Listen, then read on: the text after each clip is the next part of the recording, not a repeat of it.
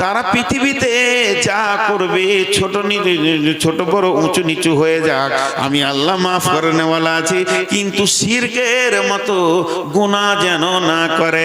যদি শিরকের গুনাতে ঢুকে যায়, ওর জিন্দেগি বরবাদ হয়ে গেছে। হাজার নামাজ রোজা হোক না কেন, মুশরিকদের সমস্ত নেকি জিরো হয়ে যাবে। অতএব শিরকে যেন না যায়। 2 নম্বরে, ওয়ালা তাকতুলু আওলাদাকুম মিন ইমলাকিন নাহনু বিল ওয়ালিদাইনি হিসানা, তারা যেন মা বাপের সঙ্গে ভালো ব্যবহার করে। যদি কেউ মা বাপের সঙ্গে খারাপ ব্যবহার করে, সঙ্গে সঙ্গে জেনে নিতে হবে আমি হাই রোড থেকে বেরিয়ে গেছি, জান্নাতের রোড থেকে বেরিয়ে আমি অন্য রোডে চলে গেছি। আল্লাহ যদি খবরটা পাই তো বলবে, গোলাম রে পেছিয়ে আয়, ভুল হয়ে গেছে, ভালো দিকে নয় বরং ভালুকা দিকে, এটা আল্লাহ বলতো। কিন্তু আমি মা বাপকে যদি ভালোবাসি, তোমার রাস্তা ঠিক আছে, আরো আগে চলো। ওয়ালা তাকতুলু আওলাদাকুম মিন ইমলাকিন নাহনু নারযুকুকুম ওয়া ইয়াহুম, তারা ভুলবশত যেন লাইগেশন না করে। লাইগেশন পুরুষ করুক চাই মহিলা করুক, সন্তান যেন বন্ধ না করে দেয়। যদি সন্তান পেট কেটে লাইগেশন করে বন্ধ করে দেয়, তাহলে তাদের পদস্খলন ঘটে গেছে, তারা রোড থেকে সরে চলে গেছে, অন্যদিকে চলে গেছে। আর তারা এই হেদায়েতের রোড পাবে না, আল্লাহ পাবে না, রসুল পাবে না, জান্নাত পাবে না, শান্তি পাবে না। লাইগেশন যেন না করে।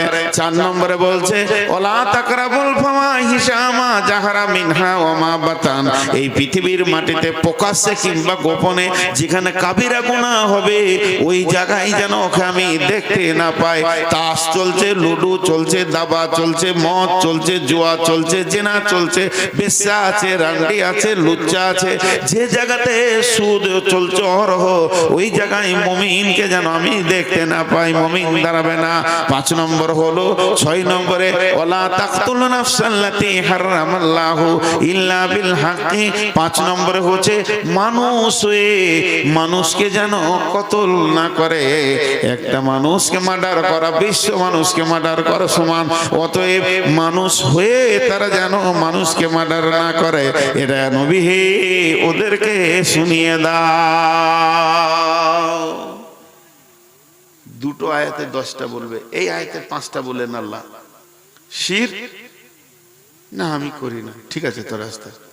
মা বাপ খুব ভালোবাসি হৃদয় দিয়ে, মা বাপ আমার কলিজা। এখানে মাঝে 2 মিনিট টাইম দিব। কিছু মা প্রিয় ছেলে আছে, বউ দেখে ধরে মারে মায়ের জন্য। খবরদার, বউ মারলে যে কি আযাব আছে তুমি বুঝবে।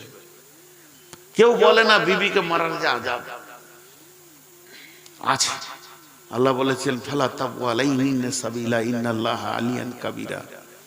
আমি লম্বা কথা বলবো না, কারণ এটা আমার বিষয় নয়। ছোট্ট করে একটা অঙ্ক আপনার হাতে দিব, এই অঙ্কটা নেবেন। মেয়েটাকে বিয়ে করেছেন আজকে 10 বছর, 15 বছর, 12 বছর, 20 বছর, 25 বছর, যাই করেছেন। যেদিন বিয়ে করেছেন ওই সেকেন্ডটা আপনার স্ত্রী। যখন আপনি বিয়ে করেননি, আপনার বিয়ে পড়ানো হয়নি, তার আগে উকে ছিল শ্বশুরের বিটি, শাশুড়ির বিটি, শালার বোন। এখন আল্লাহর হিসাবটা আর একটু পেছিয়ে যান। মেয়েটাকে বিয়ে করতে গেছেন, তখন মেয়েটার বয়স 18 প্লাস 19। তো 20 বছর আগে মেয়েটা কে ছিল? আল্লাহ বলছে তুই হিসাব কর। তো শ্বশুরের বেটিও ছিল না, তো শাশুড়ির বেটিও ছিল না, আমার গোলাম ছিল। আমি ওকে কতদিন আমার কাছে রেখেছি জানিস? হালাতা আলাল ইনসানি হিনুম মিনাদ দাহরি লাম ইয়াকুন শাইউম মাযকুরা। এই পৃথিবীর সৃষ্টির 50,000 বছর পূর্বে সবারই তকদির লিখেছি, তো ওরও তকদির লিখেছি, তখন থেকে আমার কাছে আছে। এটা আমার দেওয়া নিয়ামত, তোকে দিয়েছি আমি আনন্দ করতে। তুই যতবার ভাবছিস যেটা আমার শ্বশুরের বিটি, শালার বোন, শাশুড়ির বিটি, একবার তুই ভাব এটা আল্লাহর বান্দি। একবার ভাব, খালি একবার ভাব। তো শ্বশুরের থেকে আমার মায়া বেশি আছে এই মেয়েটার উপরে। আমার কাছে দীর্ঘদিন থেকেছে। আল্লাহ রসুল হাজ্জাতুল বেদাতে বলেছিলেন, লোক সকল তোমরা তোমাদের আল্লাহর দেওয়া নিয়ামত আমানতকে কষ্ট দিও না। তার মানে স্ত্রীর কথা বলেছিলেন। এখন আমি আজকে মেরেছি আমার বিবিকে, 4টা থাপড় মেরেছি, আর লাঠি করে মেরেছি 5টা। কিয়ামতের মাঠে এটা বিচার হবে। আল্লাহ বলবে 2026 সালে 15 ফেব্রুয়ারি বৈকাল 3টায় আমার বান্দিকে তুই 4টা লাঠি মেরেছিস, 3টে থাপড়। একটা লাঠির জবাব দে, কেন মেরেছিস? এটা আল্লাহ নেবে। যদি জবাব দিতে পারেন ফালা তাবু আলাইহিন্না সাবিলা ইন্নাল্লাহ আলিয়ান কাবিরা, তাহলে বিবির গায়ে হাত তুলেন, একটা থাপ্পড়ের জবাব দে তোর এই মারাটা কি বলেছিল, কি করেছিল, ওই পরিমাণ মারার তোর হক ছিল কিনা আল্লাহ বিচার করবে। মা বাপের প্রতি পাগল হয়ে বউ মেরে মাকে শান্তি করেন না। অনেকে মনে করে মা ইবাদতের জায়গা, বেশ শাক মা ইবাদতের জায়গা, বেশ শাক মা ইবাদতের জায়গা, পৃথিবীর কেউ কেটে দিতে পারবে না। বউটাও যেমন মেয়ে মানুষ, তোমার মা বেটা ছেলে লাই ওটাও মেয়ে মানুষ। তোমার মা কত বড় আল্লাহ ওলি তোমার বাপকে জিজ্ঞেস করিও। তোমার কাছে মা, তোমার বাপের কাছে বিবি। তোমার বাপ বলবে বেটা আর বলিস না, কলিজাটা পুড়ে গেছে, ওকে নিয়ে আমার কলিজাটা আমার ছাই হয়েছে, বেটা বলিস না, ওকে নিয়ে যে কি করে দুনিয়া করছি। সেই মালটা তোমার বউকে তোমাকে মারা করাচ্ছে, তোমাকে ভাবিও। এটা মাঝে বলে নিলাম। অতএব এদিকে হুঁশিয়ার। আল্লাহ তাবারাক ওয়া তাআলা বলছেন মা বাপের সঙ্গে ভালো ব্যবহার করো, বলে ঠিক আছে। তারপরে 3 নম্বর হলো লাইগেশন করিও না, সন্তান কতল করিও না। সন্তান কতল তুমি কেন করবে? রুজি তো আল্লাহ বলছেন আমি দিনাহান নারযুকুকুম ইয়াহুম ওয়ালা তাকরাবুল ফাওয়াহিশা মা জাহারা মিনহা মা বাতান। প্রকাশ্যে হোক গোপনে হোক, যেখানে ফাহেসা কাজ চলে ওখানে তুমি যেও না। এনারা ঠিক করছে। আজ কত তারিখ? দেখেন ভুল বকছে, ভুল বকছে, প্রমাণ করে দিলাম। আজ তো আমার জালসা আছে হরিরামপুর, এটাতে 1 লিটার পানি ধরবে। আহা, গরিব বলি এরকম চালাইছিস রে। 1 লিটার পানি ধরবে, খুব ভালো করে শুনেন। পরিপূর্ণ পানি আছে, তারপরে যদি আর 1 লিটার ভরা হয় ঢুকবে? বলে না, তাও ভুল বলছে। ঢুকবে, থাকবে না। পানিটা যখন উপর থেকে ফেলবেন তনু ঢুকবে, কিন্তু থাকবে না। কথা হচ্ছে রাত 12টার পর ওয়াজ নসিহত করলে মাথায় ঢুকবে, থাকবে না, জিরো। যারা শুনছে ওরা পাগল, 1 পাগল, আর যে বকছে 99 পাগল। থাকবে না তো বকবি কেন? উঠে ঘর যা।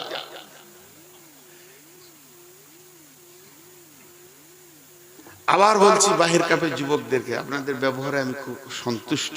মুখে বলা দরকার। রাসূলুল্লাহ সাল্লাল্লাহু আলাইহি ওয়াসাল্লাম বলেছেন যদি কাউকে ভালোবাসো তো মুখ দিয়ে বলো। মানুষ তার আলেমুল গায়েব নয় যে জানবে। কিন্তু এই রাত 10টায় শেষ করার চেষ্টা করেন তাবলীগি জলসা, একবার করে দেখেন। আর ইস্তাহারে টাইম লিখে দিবেন বক্তা, লোক হাজির হবেই। তাহলে 3 নম্বর হলো তোমার সন্তান কতল করিও না। আর যেখানে প্রকাশ্যে গোপনে কাবিরা গুনাহ হচ্ছে ওখানে তুমি যেও না। একজন আলিম আমাকে বলেছে মুমিন লোক ব্যাংকেও দাঁড়াবে না। ব্যাংকে প্রকাশ্যে সুদ চলছে, এটা মুমিনের জন্য নাজায়েজ দাঁড়ানো। একজন আলিম বলেছে, আমি ওনাকে বললাম যে ভাই আমার তো 3টে ব্যাংকে বই আছে, তো কি করব? বলছে অতগুলা কি দরকার, সুদের জায়গায় বাসিবে যেতে মন যায়। ভারতবর্ষে যা অবস্থা, একটা রাখতে পারো, যত তাড়াতাড়ি পারবে ব্যাংকে যে ছেড়ে বেরিয়ে চলে এসে। জায়গাটা দাঁড়ানো হারাম এই আয়াতটা থেকে। ওয়ালা তাকরাবুল ফাওয়াহিশা মা জাহারা মিনহা ওয়া মা বাতান। যেখানে প্রকাশ্য কাবিরা গুনাহ চলবে ওই জায়গায় মুমিন কোনোদিন দাঁড়াবে না।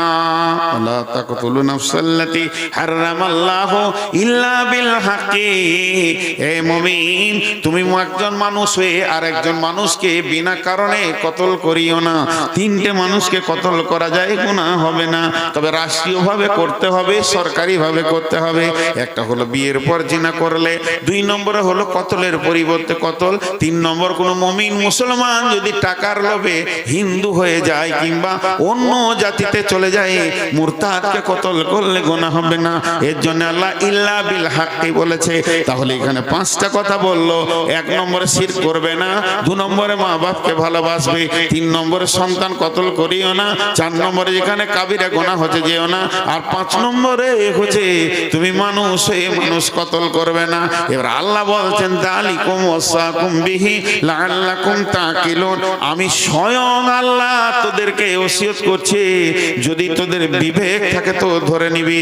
আর পাঁচটা বলছেন পরের আয়াতে, ওয়ালা তাকরাবু মালাল ইয়াতীমি ইল্লা বিল্লাতি হিয়া হাসান হাত্তা ইয়াবলুগা শুদ্দাহু ওয়া ফুল কাইলা ওয়াল মিজানা লা নুকাল্লিফু নাফসান ইল্লা উসাহা ওয়া ইযা কুলতুম ফা'দিলু ওয়ালাউ কানা দা কুরবা ওয়া বিআহদিল্লাহি আউফু যালিকুম ওয়াসাকুম বিহি যালিকুম ওয়াসাকুম বিহি লাআল্লাকুম তাযাক্কারুন। এক নম্বর হলো এতিমের মাল ভক্ষণ করিও না। আমার স্ত্রী সকালে মারা গেছে, তাকে বিকালে দাফন করে দিলাম, দুটো সোনামানিক ছেড়ে গেছে তার পেটে, আবার দ্বিতীয় বিয়ে করে নিয়ে আসলাম, এইগুলো তখন মানুষের বাচ্চা লয়, বিড়ালের বাচ্চা হয়ে গেল, এদের কোনো দাম নাই, কিছু নাই বাপের কাছে, এই কাজটা তুমি করতে পারবে না। ওদের মায়ের মাল এই দ্বিতীয় স্ত্রীকে তুমি ব্যবহার করাতে পারবে না। ওর আমার প্রথম স্ত্রী ড্রেসিং টেবিল খাট দ্বিতীয় স্ত্রী ব্যবহার করতে পারবে না, কারণ ওই মালটা আর ওর একা নাই, মালটা তিনজনে মালিক হয়ে গেছে, দুটো বাচ্চা বাচ্চা আর আমি স্বামী হিসাবে। অতএব সেই মালগুলোকে তোমাকে গুছিয়ে রাখতে হবে।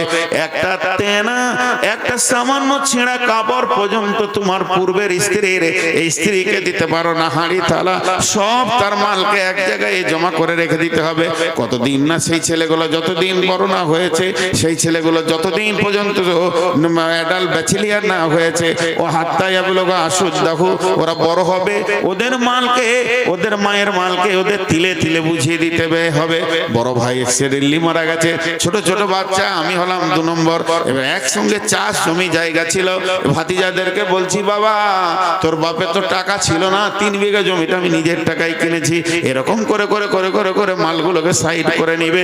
আল্লাহ তাবারাক ওয়া তাআলা বলছেন ইন্নাল্লাযীনা ইয়াকুলুনা আমওয়ালাল ইয়াতামা যুলমা ইন্না ইয়াকুলুনা ফি বুতুনিহিম নারা ওয়া সায়াসলাউনা সাঈরা, যারা এতিমের মালকে কৌশল করে যেমন করে হোক ভক্ষণ করে, আল্লাহ বলছে তারা কেবল খাবার খায় না, নিজের পেটে জাহান্নামের আগুনকে ভরে। আর ওরা যেদিন কিয়ামতের মাঠে উঠবে অতি শীঘ্রই ওদেরকে জাহান্নামে ভরে দেয়া হবে। তাহলে এতিমের মালকে তুমি নষ্ট করবে না।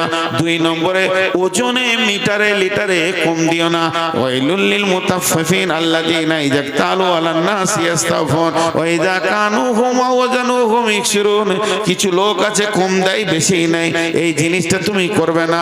না ওজনে, না নিটালে, না মিটারে, না লিটারে, কোন দিক থেকে কাউকে তুমি ঠকাবে না। লা নুকাল্লিফু নাফসান ইল্লা উসাহা। 3 নম্বরে হলো আল্লাহ যে তোমাদেরকে কিতাবটা দিয়েছে, এটা বহন ক্ষমতা আগে বানিয়েছে বলে কিতাব দিয়েছে। না হলে তুমি যদি বলো এখানে আইনটা অনেক ভারী আছে, আমরা মানতে পারবো না, তার মানে তুমি পরোক্ষভাবে বলছো আল্লাহ তুমি জুলুম করেছো আমাদের উপরে।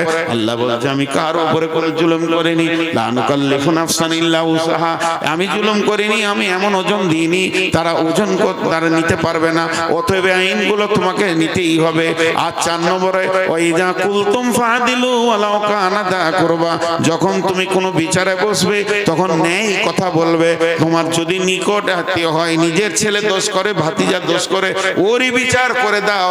আর তুমি পরের লোকের বিচার করবে, ভাতিজাকে খালাস করে দেবে, এটা হবে না। যখন তুমি বিচারে বসবে ন্যায় কথা বলবে। ওবিয়াহাদিল্লাহি আউফু, আল্লাহর যতগুলো আইন আছে সেইগুলোকে তুমি পূরণ করো। ওবিআহাদিল্লাহি আউফু যালিকুম ওয়াসাকুম বিহি লাআল্লাকুম তাযাক্কারুন। এই 5টা ওসিয়ত করলাম যদি তোমরা স্মরণ করো। আপনাদের কাছে 5 মিনিট টাইম লিখি, একজন উঠবেন না, মাত্র 5 মিনিট। যদি তোমরা স্মরণ করো, টোটাল 10টা হলো। আমি গুনিয়ে দিচ্ছি, শিরক করো না, মা বাপকে ভালোবাসো, সন্তান করে লাইগেশন করে বন্ধ করিও না, ফাহিশা কাজের কাছে যেও না, কাবিরা প্রকাশ্যে হোক গোপনে ওই জায়গায় তুমি দাঁড়াইও না, মানুষে মানুষ কতল করিও না, খবরদার এতিমের মালকে ভক্ষণ করে লিও না, কৌশল করে জবাব লাগবে, ওজনে কম বেশি করবে না। আর তোমাকে যে ওজনটা দেয়া হয়েছে কোরআন, এটা তোমাকে বহন করতে হবে, আমি জুলুম নয় করিনি। আর বিচারে বসবে তো নাই কথা বলবে। 10 নম্বরে বলল আল্লাহর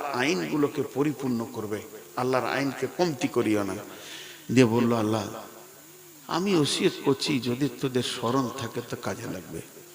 এই 10টা কথা বলার পর আল্লাহ একটা কথা বলছেন, ওয়া আন্না হাযা সিরাতি মুস্তাকিমা, ওয়া আন্না হাযা সিরাতি মুস্তাকিমা। এটাই, এই 10টাই হলো আমার দেওয়া তোদেরকে সোজা রাস্তা, অর্থাৎ জান্নাতের রাস্তা। ফাত্তাবিউহু ওয়ালা তাত্তাবিউ সুবুলা, চলতে থাকো চলতে থাকো চলতে থাকো, কিন্তু ডানে বামে অনেক রাস্তা আছে, ওদিকে যাবে না। ফাতাফাররাকা বিকুম আন সাবিলি, তাহলে ওই রাস্তায় যদি তুমি চলে যাও আমার থেকে বহু দূরে সরে চলে যাবে। যালিকুম ওয়াসাকুম বিহি লাআল্লাকুম তাত্তাকুন, তোদের দিলে যদি ভয় থাকে আমি আল্লাহ তোদেরকে ওসিয়ত করলাম। আর 3 মিনিট আছে, আমি 1 সেকেন্ড আগে পারবো না, আমি যেমন কথা বলি ওরকম বলবো। তা আল্লাহ তাবারক ওয়া তাআলা কি বলেন, এই 10টার দিকে তুমি খেয়াল রেখে চলো, এর পদস্খলন করো না।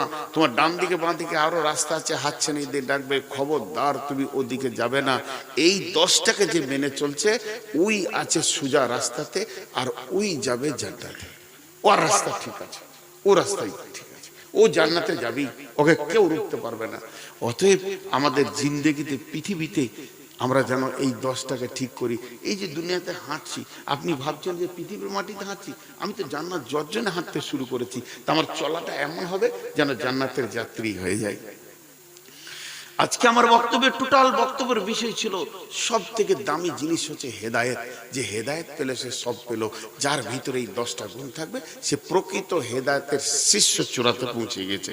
বক্তব্য শেষ, আজকের মতো বক্তব্য শেষ। এখন একটা ছোট্ট কথা বলবো। এই জালসাটা হচ্ছে তাবলিগি জালসা, কালেকশন নয়, কালেকশন মুক্ত জালসা। কিন্তু আমি 3টে কালেকশন করব, 3টে গুনে গুনে, 1 2 3, আর 3টে কালেকশন করতে 3 মিনিট লাগবে। 1 নম্বর কালেকশন করছি, যতগুলি লোক এখানে বসে আছি, এই কালেকশন করতে গিয়ে 2 মিনিট যাবে এটা আমি বলছি না, আমার বয়ান শেষ। এটা একটা কৌশল কালেকশন, আপনারা দেখলেন। আজকে যতগুলি লোক বসে আছি যারা জীবনেও নামাজ পড়ি না, আজকে তোবা করি নামাজ পড়বো, তাহলে তোকে লজ্জা লাগবে এতগুলোর ভিতরে নাকি? যে বেনামাজি আছে সে বলুক যে আজকে তোবা করছি, নামাজ পড়বো। একটা লোক যদি নতুন মসজিদ ঢুকে, আজকে জালসাতে যদি 50 লাখ টাকা খরচা হয়, তা ওটা কিছুই লাগে। একটা লোক যদি মসজিদ ঢুকে, তাহলে কে কে বেনামাজি আছে? এখন কে লজ্জায় উঠবে নাকি? আল্লাহ রসুল মসজিদে নববীতে হাদিস কোরআন বর্ণনা করছেন, সাহাবেরা শিখছেন। এর মধ্যে একজন উজু ভেঙে গেছেন। উজু ভেঙে গেছে মানে বুঝতে পারছেন তো? কানে শোনা যায়নি কিন্তু নাকে ধরে ফেলেছে। এই সিবিআই খুব সাংঘাতিক, যে সব খুব খুব করছে যে কার উজু ভেঙেছে রে, ওঠে। তো এবারে উজু যখন ভেঙে গেছে তখন উজু করতে হবে। এবার যার উজু ভেঙেছে তার একা উঠতে খুব লজ্জা লাগছে, এই ভিড়ের ভিতরে উঠবো কি? ওই জন্য হযরত উমর খুব দূরদৃশ্যতে জ্ঞান ছিলেন, আল্লাহ রসুল দোয়া করতেন। উমরকে আল্লাহ অনেক কৌশল জ্ঞান দিয়েছে। তো হযরত উমর মুখ খুলে বলছে, ইয়া রাসূলুল্লাহ, উজু তো যাই হোক কারো ভেঙেছে, তার একা উঠা তো মান সম্মানের ব্যাপার। তা বলছিলাম যে আপনি একবার ক্লাসটা বন্ধ করেন, আমরা সবাই একটু হাত মুখ ধুয়ে ঘোরাফেরা করে চলে আসি। তো তার মধ্যে ওর কাজটা হয়ে গেল, যে ঘটনা ঘটিয়েছে তাদের কাজ হয়ে গেল। তো আমি আজকে বলছি নামাজি বেনামাজি যারা আমরা 5 ওয়াক্ত নামাজ পড়ি এবং বেনামাজি সবাই একবার হাতটা তুলে আল্লাহকে সাক্ষী রেখে বলবো, আর জীবনে 5 ওয়াক্ত নামাজ ছাড়বো না ইনশাআল্লাহ। এবেন আমিও আর জীবনে 5 ওয়াক্ত নামাজ ছাড়বো না। সকালে বলেন ইনশাআল্লাহ। সামনে রমজান থেকে নামাজ ধরবো, তার মরে যাবো তো নামাজ ছাড়বো না, বলে ইনশাআল্লাহ। কির ফেরেশতা তখন জিগাবে, এ রব কি তোমার দিন কি ছিল, কারবা দিনে ছিলে রে, আজ মন মর চল রে। মকান দিবে বেটার বেটা, এ মকান দিবে বেটার বেটা, বোন কান দিবে ভাই রে, এ ঘরের বিবি সেও কান্দিবে আর তো কেহ নাই রে আজ মন মোর চন চল রে আজ মন মোর চন চল রে ভাই ঝরে দুটি আখি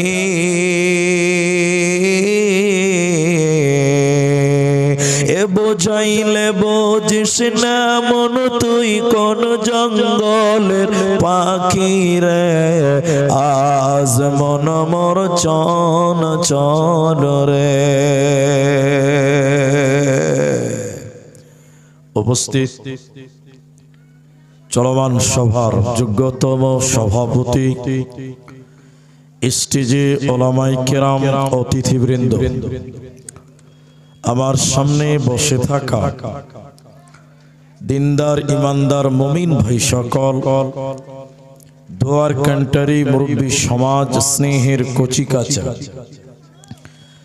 পর্দার অন্তরালে বসে থাকা মুমিনা সলেহা মা ও বোনেরা প্রাণ প্রিয় রহিমারি চাঁদপুর রতোয়া মালদাবাসী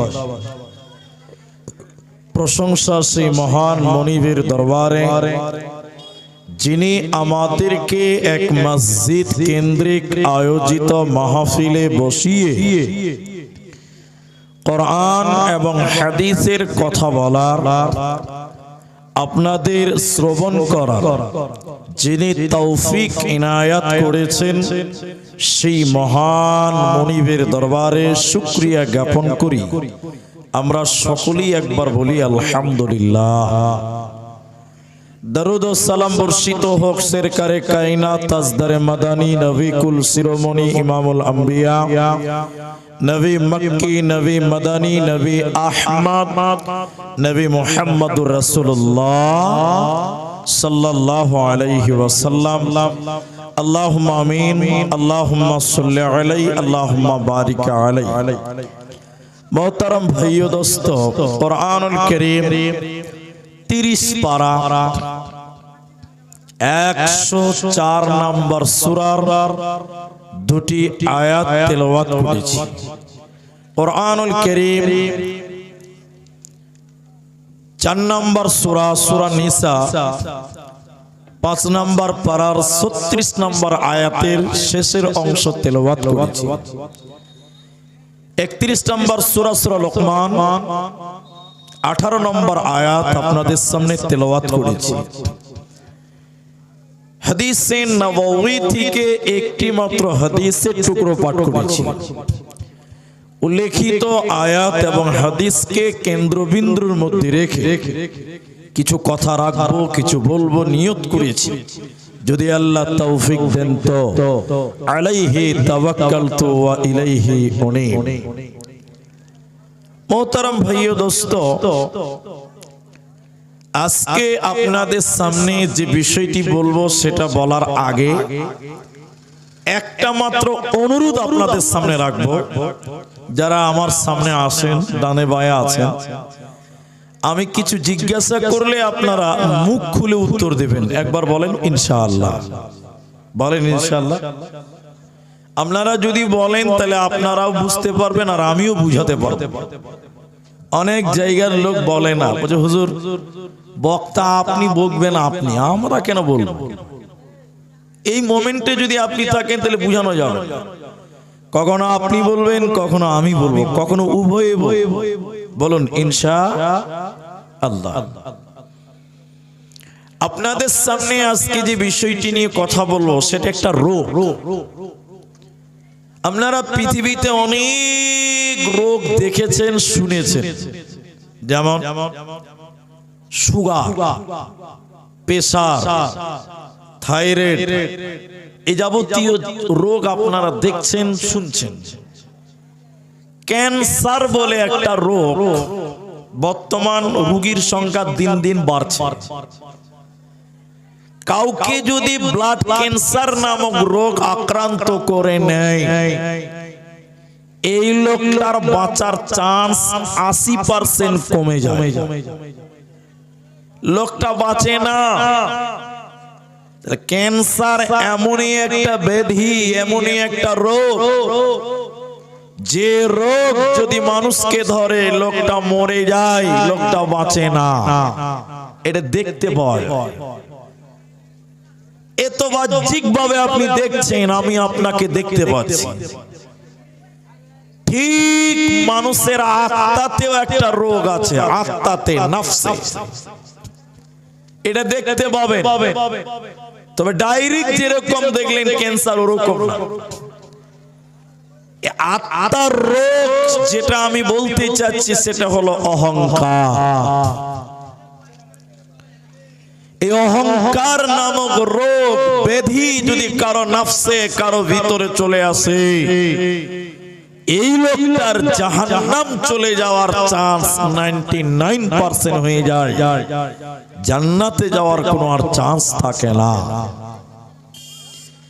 ক্যান্সার হলে যেমন বাঁচে না, ঠিক কাউরি ভিতরে যদি অহংকার নামক রোগ, অহংকার নামক গুনাহ, অহংকার নামক ব্যাধি যদি কারো ভিতরে চলে আসে, এই লোক জাহান্নাম যাবে, আল্লাহর জান্নাতে যাবে না, আল্লাহর জান্নাতে পাবে না, আল্লাহ তাকে জান্নাতে দেবেন না।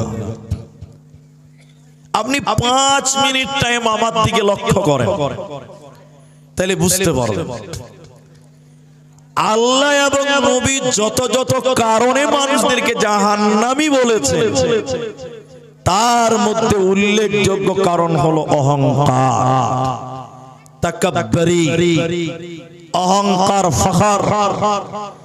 এই কারণে মানুষ জাহান্নাম যাবে, এই বলেছেন। এই বদগুণ যার ভিতরে আছে জান্নাত যাবে না।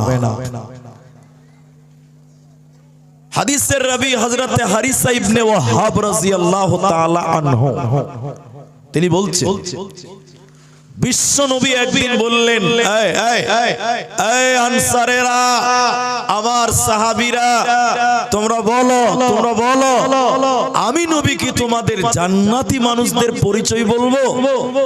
আমি কি জান্নাতি মানুষদের কথা বলবো না? সাহাবীরা বললেন, বলুন জান্নাতি কারা? নবীজি বললেন, দুর্বল লোক, জয়ীফ লোক, কমজোর লোক, যাকে গ্রামের কেউ মূল্য দেয় না, যে লোকটার গ্রামে কোনো দাম নেই, মূল্য নেই, গুরুত্ব নেই, এরকম দুর্বল, জয়ীফ, কমজোর লোক আল্লাহর জান্নাতে চলে যাবে। একবার বলুন সুবহানাল্লাহ। গ্রামে যার কোনো মূল্য নেই, যাকে কেউ দাম দেয় না, হয়তোবা ওই লোকটাকে আল্লাহ বেশি ভালোবাসে, এর নিশ্চয়তা কেউ দিতে পারবে? এরপর নবীজি বললেন, বলো, আমি কি তোমাদের জাহান্নামীদের কথা বলবো না? বলে, বলুন। অবশ্যই বলবেন। শর্টে নবী বললেন, অল্পতে রেগে গিয়ে তর্কে লিপ্ত হয়, হঠমেজাজি, অহংকারী লোক আল্লাহর জাহান্নাম যাবে। তার মানে যে অহংকার করে আল্লাহ তাকে জাহান্নাম দেবে, ওই লোক আল্লাহর জান্নাতে যাবে না। মা আমার, যার ভিতরে বিন্দু পরিমাণ অহংকার থাকবে, আব্দুল্লাহ ইবনে মাসউদ রাদিয়াল্লাহু তাআলা আনহু তিনি বলেন, নবীজি বলেছেন, কারো ভিতরে যদি যারা পরিমাণ ঈমান থাকে, সরিষা দানা পরিমাণ যদি ঈমান থাকে, এই লোক আল্লাহর জান্নাতে যাবে, জাহান্নাম যাবে না। চুল পরিমাণ যদি ঈমান কারো অন্তরে থাকে, এই লোক আল্লাহর জান্নাতে যাবে, জাহান্নাম যাবে না। এরপর নবীজি বললেন, শোনো, কোন মানুষের ভিতরে যদি যারা পরিমাণ অহংকার থাকে, সরিষা দানা পরিমাণ যদি অহংকার থাকে, চুল পরিমাণ যদি কারো অন্তরে অহংকার থাকে, নবী বললেন এই লোক আল্লাহর জাহান্নাম যাবে, এই লোক আল্লাহর জান্নাতে যাবে না, পাবে না, পাবে না। এজন্য মুসলমান চুল পরিমাণ অহংকার অন্তরে রাখা যাবে না, বিন্দু পরিমাণ অহংকার রাখা যাবে না, নচেতে জান্নাত দেবে না, পাবে না, পাবে না। একজন সাহাবী অবাক হয়ে গিয়ে বললেন, ইয়া রাসূলুল্লাহ, চুল পরিমাণ অহংকার করলে যদি জাহান্নাম যেতে হয়, নবী গো, মানুষের অভ্যাস, মানুষ চাই তার জামা যেন সুন্দর হয়, তার জুতো যেন সুন্দর হয়, পোশাক যেন সুন্দর হয়। নবী বলেন তো, সুন্দর পোশাক, সুন্দর জুতো, এগুলো কি অহংকার হবে? সুন্দর জুতো পরলে কি অহংকার হবে? সুন্দর দামি পোশাক পরলে কি অহংকার হবে? নবীজি বললেন না, সুন্দর পোশাক কোনদিন অহংকার নয়। ইন্নাল্লাহা জামিল, নিশ্চয়ই আল্লাহ সুন্দর। নবী বললেন নিশ্চয়ই আল্লাহ সুন্দর, এবং আল্লাহ সুন্দরকে পছন্দ করে, আল্লাহ সুন্দরকে মহব্বত করেন, ভালোবাসে। তাহলে সুন্দর জামা, সুন্দর জুতা, এগুলো অহংকার হতে পারে না, পারে না। অহংকার কাকে বলে? নবীজি বলেন, হককে যারা বাতিল করে, অগ্রাহ্য করে, অমান্য করে, সত্যকে যারা মেনে নেয় না, সত্যকে যারা হিয়ানত করে ফেলে দেয়, সত্যকে যারা দূরে সরে দেয়, গ্রহণ করে না, আর গরিবকে যারা হিয়ানত করে, গরিব মানুষকে যারা টিটকারি করে, অহংকার করে, গরিব মানুষকে যারা মূল্য দেয় না, মূল্যায়ন করে না, এদেরকে অহংকারী বলা হয়, এদেরকে অহংকার কারণে বলা হয়। এদেরকে আল্লাহ জান্নাত দেবে না, পাবে না, পাবে না।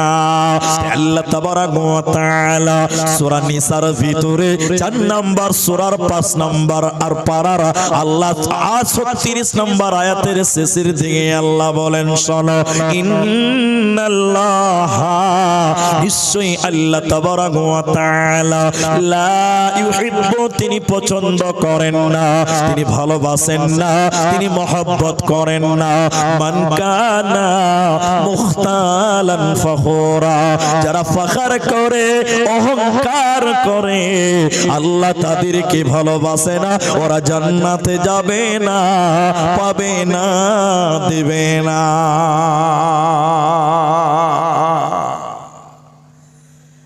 তাহলে অহংকার যদি বিন্দু পরিমাণ, যারা বরাবর অন্তরে থাকে, আল্লাহ তাকে জান্নাত দেবে না। আর আল্লাহ কোরআনে বলছে, লা ইউহিব্বু, তিনি পছন্দ করেন না, তিনি মহব্বত করেন না, ভালোবাসেন না যেই ব্যক্তি অহংকার করে, ফখর করে। তাহলে একবার বলুন আপনারা আমার সঙ্গে, এই জমিনে, মাটির উপরে, আসমানের নিচে মানুষ অহংকার করা যাবে না। করলে জাহান্নাম, করলেই জাহান্নাম, এবং জাহান্নামের কঠিন বর্ণনা মুহাম্মদ সাল্লাল্লাহু আলাইহি সাল্লাম দিয়েছেন। আপনি একটু যদি আমার এই হাদিসটা শুনেন, আমার মা আল্লাহর কসম করে বলি, আপনার পরিবর্তন অবশ্যই হবে। এই হাদিসটা আপনাকে বলতে চাই, এখন শুনেন। অহংকার করলে আল্লাহ বরদাস্ত করে না, অহংকার করলে আল্লাহ সহ্য করে না। হাদিসটি শুনেন। বিখ্যাত তাবিঈ আমর ইবনে শুআইব আন আবিহি ওয়া জাদ্দিহি, তিনি তার বাপ এবং দাদার কাছ থেকে বর্ণনা করছেন। শুনেন, কিছু ভালো লাগবে আপনাকে। নবী বললেন, কিয়ামতের দিন কিছু কিছু মানুষকে পিপিলিকার সমান সমান বানানো হবে। পিপিলিকা, পিপিলিকা, জি ভাই, পিপিলিকা বুঝেন তো? পিপিলিকা বুঝেন না? ছোট ছোট পিঁপড়া, পিঁপড়া, হ্যাঁ পিঁপড়ে, পিপিরের সমান সমান বানানো হবে মানুষকে। মানুষকে তার হাত থাকবে, পা থাকবে, মাথা থাকবে, বডি থাকবে, কিন্তু এত ছোট, এত ছোট, একদম পিঁপড়ার সমান সমান মানুষ বানাবেন, কিয়ামতের দিন বানাবেন। একবার বলুন সুবহানাল্লাহ। এই রকম মানুষকে বানানোর পর বিচারের মাঠে দুনিয়াতে রাখাল যেমন গরুকে চড়াতে যায়, ঠিক এই পিঁপড়ার সমান সমান মানুষগুলোকে অপমান তাদের চতুর্দিকে বেষ্টন করে, পাকড়াও করে ঘিরে ধরে থাকবে অপমান। ফেরেশতারা একটা লাঠি নিয়ে ওই ময়দানে নামবে। রাখাল যেমন গরুকে পিটতে পিটতে ময়দানে নিয়ে যায়, পিপিলিকার সমান সমান মানুষগুলোকে পিটিয়ে পিটিয়ে পিটিয়ে পিটিয়ে আল্লাহর জাহান্নামের দিকে নিয়ে যায়। ওরে আমার মা, জাহান্নামের ভিতরে একখানা জেলখানা আছে। মালদাতে জেলখানা আছে, বালুরঘাট রায়গঞ্জে জেলখানা আছে। জাহান্নামের ভিতরে একটা জেলখানা আছে, ওই জেলখানাটার নাম বাউলাস। বাউলাস জেলখানাটা কেমন? জেলখানার উপরে কোনো ছাদ নাই, কোনো টিন নাই, কোনো অ্যালভেস্টার নাই। দেওয়ালগুলো কিসের হবে? নবীজি বললেন শোনো, ওই জেলখানার উপরে আগুনের ছাদ হবে। মানে উপরে যেমন কাপড় ঝুলছে এখন, ওই রকম উপরে আগুনের পিণ্ডলি হবে।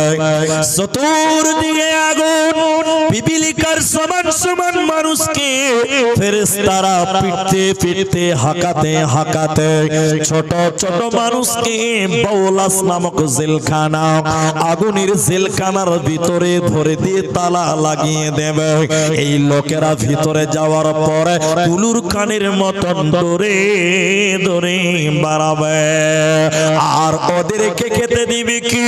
ওদেরকে জাহান্নামীদের শরীর পচা রক্ত এবং পুজ তাদের খেতে দেবে। ওই জেলখানার ভিতরে আগুনের ভিতরে তারা বাঁচাও বাঁচাও বলে কানবে। নবীজি বললেন এরা কারা? জিবরাইল তুমি বলো এরা কারা? জিবরাইল বলেন ইয়া রাসূলুল্লাহ। নবী শুনিলেন এরা কারা? আল্লাহর ওই সমস্ত নাফরমান বান্দা বান্দিরা সারা দুনিয়াতে অহংকার করেছিল, মানুষদের উপরে জুলুম করেছিল, গরিবদেরকে ঘাড় ধাক্কা দিয়েছিল, মানুষকে মানুষ মনে করে না, এরকম অহংকার কারণে ওয়ালাকে আমার আল্লাহ বাউলাস নামক জাহান্নাম রাখবে। এরা মাথা টুকে মরে গেলে আল্লাহর জান্নাতে যাবে না, পাবে না, পাবে না। এই জন্য মুসলমান এই পৃথিবীতে অহংকার করো না, আল্লাহ অহংকার করনে ওয়ালাকে জান্নাত দেবে না, পাবে না, মিলবে না।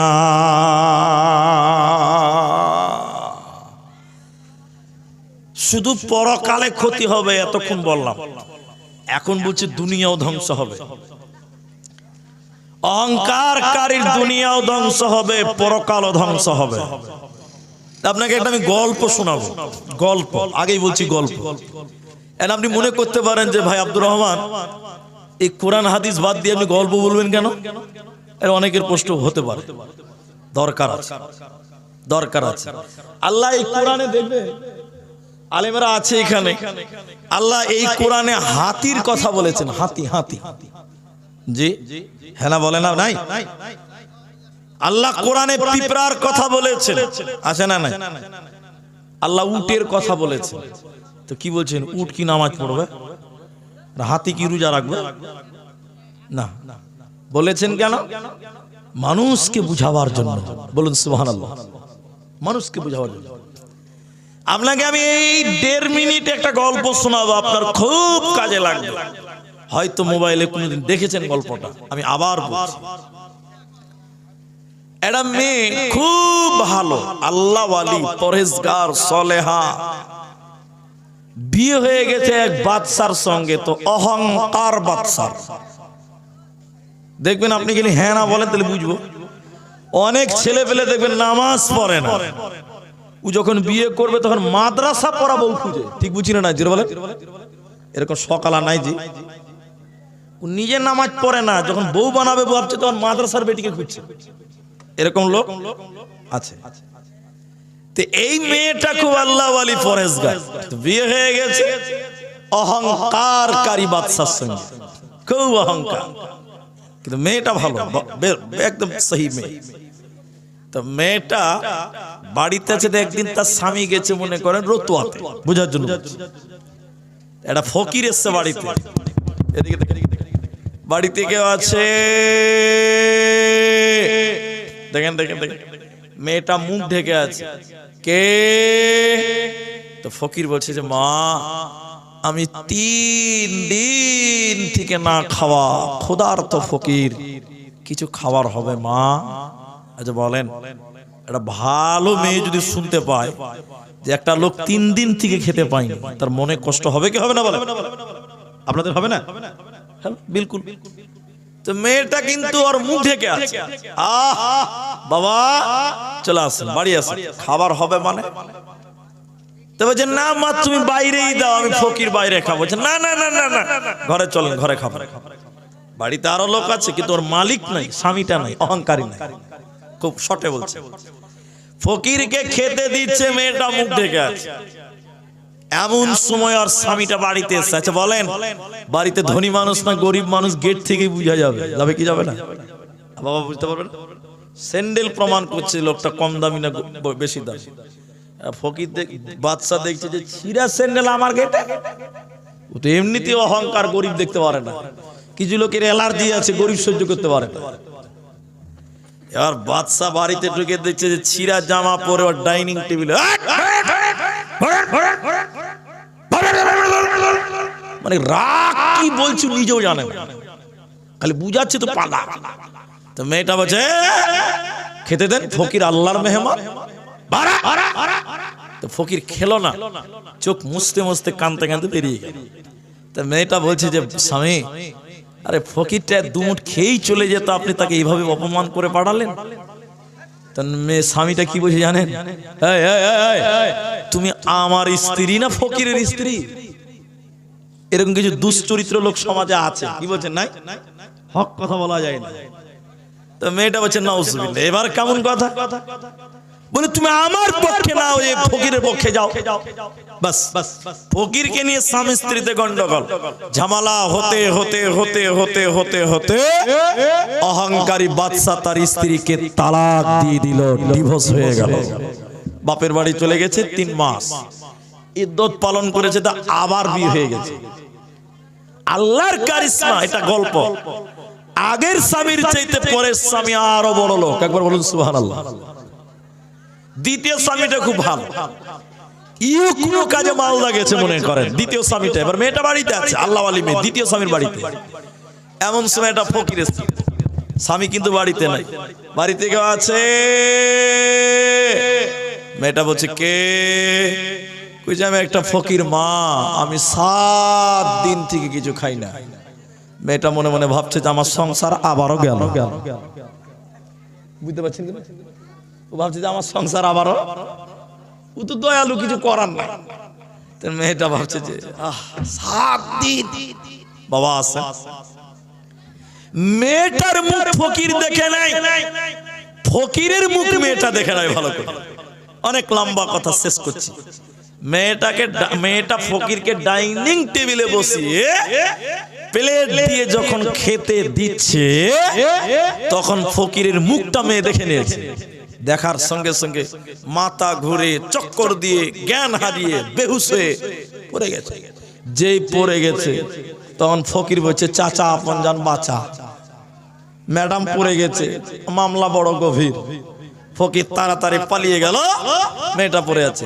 এবার দ্বিতীয় স্বামী এসে তাকে পানি দিল মুখে, বলছে বেগম তুমি একটা ফকিরকে দেখে অজ্ঞান হলে কেন?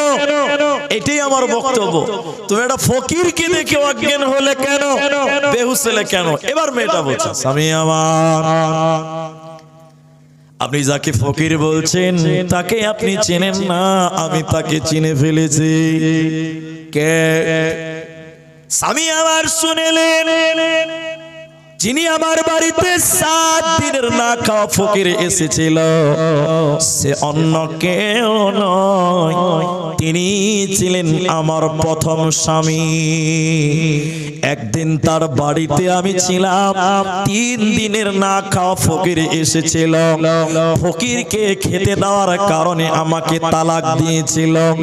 আজকে আল্লাহর ফয়সালা, আল্লাহ তাকে 7 দিনের না খাওয়া ফকির বানিয়েছে।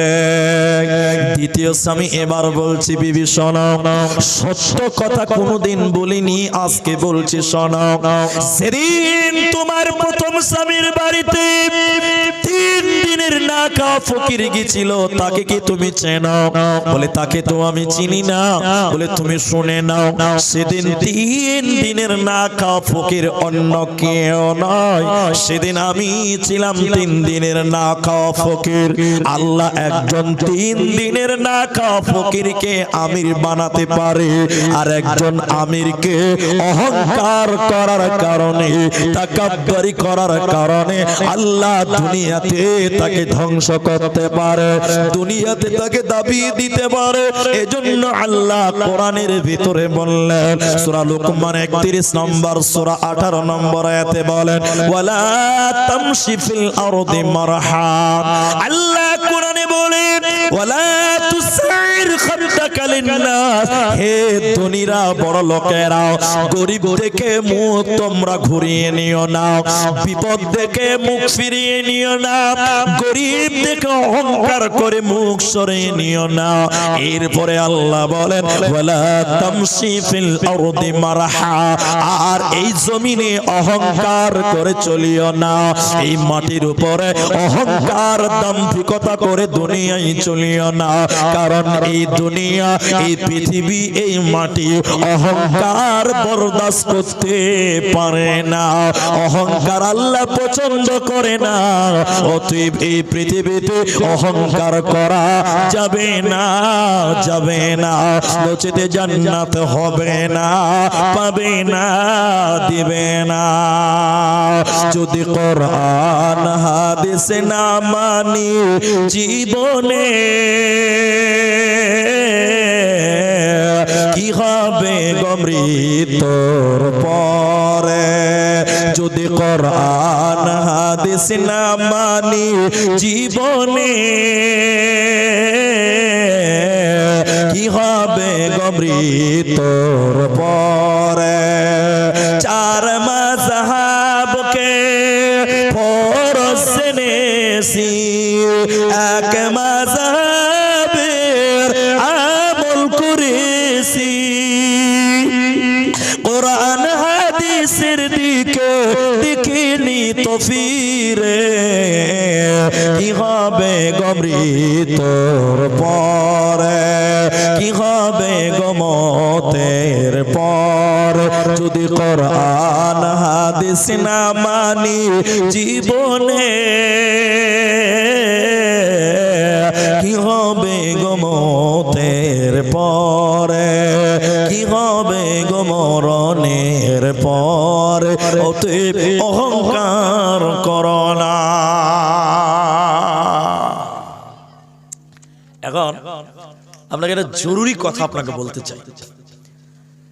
এই পৃথিবীতে কেমন করে চলবেন, কিভাবে চলবেন, এটা আল্লাহ দিয়েছেন পথ, নবীও দিয়েছেন, কিন্তু আমি 2টি জিনিস আপনাকে বুঝতেই হবে। আমি বক্তব্য একটা একটা করে আগাবো, এ তো আয়াত পড়লাম, এবার হাদিসগুলো একটা একটা করে বলবো, একটু ধৈর্য ধরেন। দেখেন একজন লোক এরকম এরকম, দেখেন আমার দিকে, দেখেন সাহাবীর কাঁধের উপরে হাত রেখেছে, মানে তার পায়ে কোনো বল নাই, কাঁধে হাত রেখে চলছে আর বলছে, দেখো দেখো দেখো দেখো, কুন ফিদ দুনিয়া কাআন্নাকা গরীব আও আবিরুস সাবিল। দুনিয়াতে এমন ভাবে চলো তোমার কোনো অহংকার নেই, তুমি একটা ভিখিরি, মুসাফির, ফকির। ফকিরের যেমন কোনো দাম্ভিকতা নেই, দুনিয়াতে এরকম করে চলো। কেন? এই দুদিনের দুনিয়াতে অহংকার করে যাবে কোথা? একদিন মাটিতে তোমাকে মিশে যেতে হবে। এই দেহের কোনো ভরসা বলেন বলেন নেই। হানাফি মাযহাবে আছে, আমি জানি না এখানে হানাফি ভাই আছেন নাকি, আমি জানি না, থাকলে মাফ করবেন। ওরা মাটি দেওয়ার সময় বলে মিনহা খালাকনাকুম ওয়া ফিহা নুঈদুকুম। যদিও এটা দোয়া নয়, এটা কোরআনের আয়াত, এটা কোরআনের আয়াত, মাটি দেওয়ার দোয়া নয়। তো আমি যেটা আপনাকে বলছি সেটা শুনেন। কোরআন বলছে কিসের অহংকার? মিনহা খালাকনাকুম ওয়া ফিহা নুঈদুকুম ওয়া মিনহা নুখরিজুকুম তারাতান উখরা। এ বান্দা, এই মাটি দিয়ে তোমাকে বানানো হয়েছে, আবার এই মাটিতে মিশে যাবে তোমার এই দেহটা। তোমার বাপ মরে গেছে আজকে 3 মাস, কোন কারণে কবরটা কোন শিয়ালে বার করে দিয়েছে। দেখো তো তোমার বাপকে দেখতে পাওয়া যাচ্ছে নাকি? তোমার বাপের মাংসগুলো গলে গলে গলে পচে মাটিতে মিশে যাচ্ছে। আল্লাহর কোরআন বলছে কিসের অহংকার? এই মাটির দেহ মাটিতে খাবে, এই দেহের কোনো ভরসা নাই। অতএব দুনিয়াতে কেউ অহংকার করা, জুড়ে বলেন, যাবে না। অহংকার করবেন একজন, সবাই বলেন তিনি কে? আল্লাহ মহব্বতে বলেন তিনি কে? আল্লাহ। আল্লাহ ছাড়া পৃথিবীর কেউ অহংকার করতে, জোরে বলেন, পাবে না। আপনি বলেন মনে হচ্ছে এটা কেমন কথা? হ্যাঁ, আমার দিকে দেখেন, এবার আপনি বুঝতে পারবেন। আমার দিকে দেখেন, এদিকে দেখেন। আমি স্টেজে এসেছি, বড় ভাই আমার বন্ধু মানুষ, বুঝার জন্য বলছি।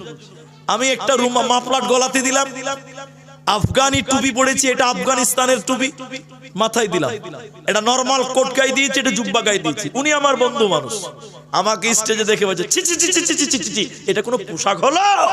টান দিয়ে টুপি খুলে নিল, এতগুলো লোকের সামনে টান দিয়ে মাফলাট খুলে নিল, কোট খুলে নিল। আচ্ছা বলেন, একটু বলেন, লোকের সামনে যদি কাপড়গুলো টেনে টেনে খুলে দেয়, এটা ইজ্জত না বেজ্জত? বলেন, এটা সম্মান না অপমান? অপমান। যতই বন্ধু হোক না কেন, ভাই এটা কেমন হলো, ভাই এটা কি করছে, আমি তাকে রুখবো, কারণ আমার এটা বরদাস্ত হবে না। ঠিক বলছি তো ভাই? হাদিস, হাদিসের রাবি আবু হুরায়রা, এটা হাদিসে কুদসি, আল্লাহর কথা। আল্লাহর কথা নবীর মাধ্যমে হাদিসে বলেছেন।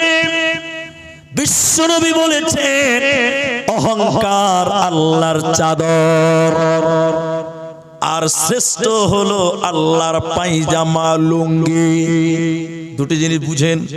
বলে আব্দুর রহমান শ্রেষ্ঠ বক্তা, গাধা। মানুষ আবার শ্রেষ্ঠ কে হয়? পৃথিবীর কেউ শ্রেষ্ঠ নয়, শ্রেষ্ঠ একজন, তিনি হলেন স্রষ্টা। নবী বললেন অহংকার আল্লাহর চাদর, আমার মাফলাক ধরে যদি আপনি টানেন আমি বরদাস্ত করব না।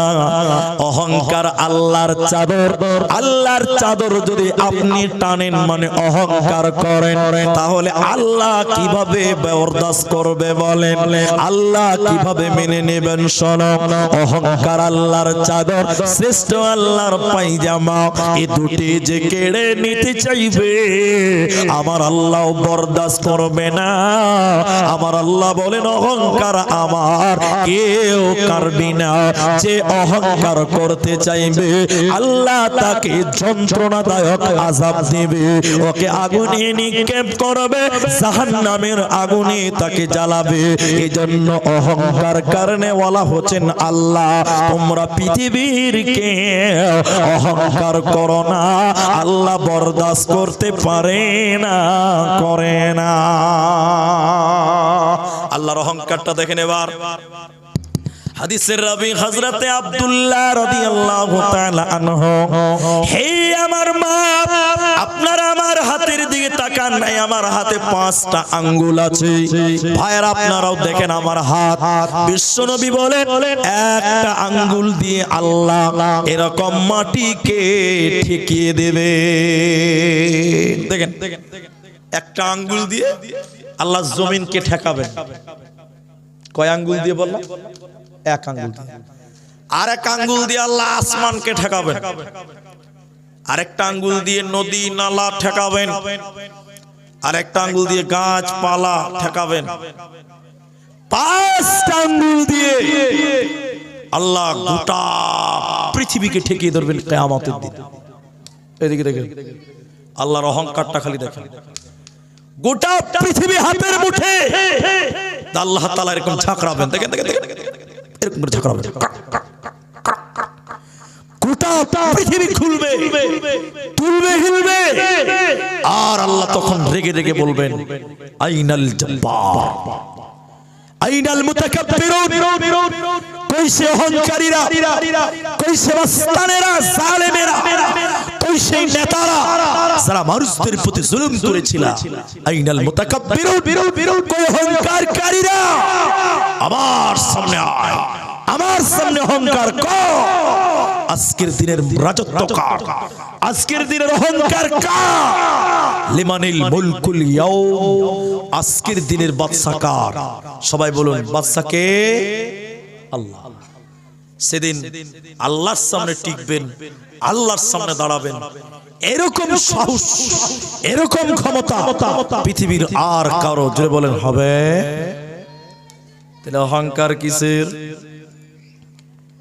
হযরতে আবু হুরায়রা রাদিয়াল্লাহু তাআলা আনহু বলেন, সালাসাতুন, হে আমার মা ও যুবকেরা, তিন শ্রেণী মানুষ নবী বলেন, লা ইউকাল্লিমুহুমুল্লাহু ইয়াউমাল কিয়ামাহ, কিয়ামতের দিন আল্লাহ তাদের সঙ্গে কথা বলবে না। কয় প্রকার? সবাই বলুন ভাই। তিন।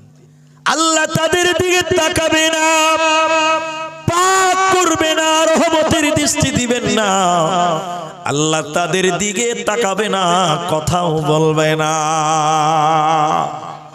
হাদিসগুলো শুনেন, যদি কিছু কাজে লাগে আপনিও নেকি পাবেন, আমিও নেকি পাবো। এক নাম্বার নবী বললেন, শাইখুন জানিব, বয়স হয়ে গেছে, এখন পর্যন্ত ক্যারেক্টার ভালো না, নজর ভালো না, বুড়া মানুষ অথচ সুন্দরী বেটি ছেলের দিকে খারাপ নজরে তাকায়। আছে না নাই?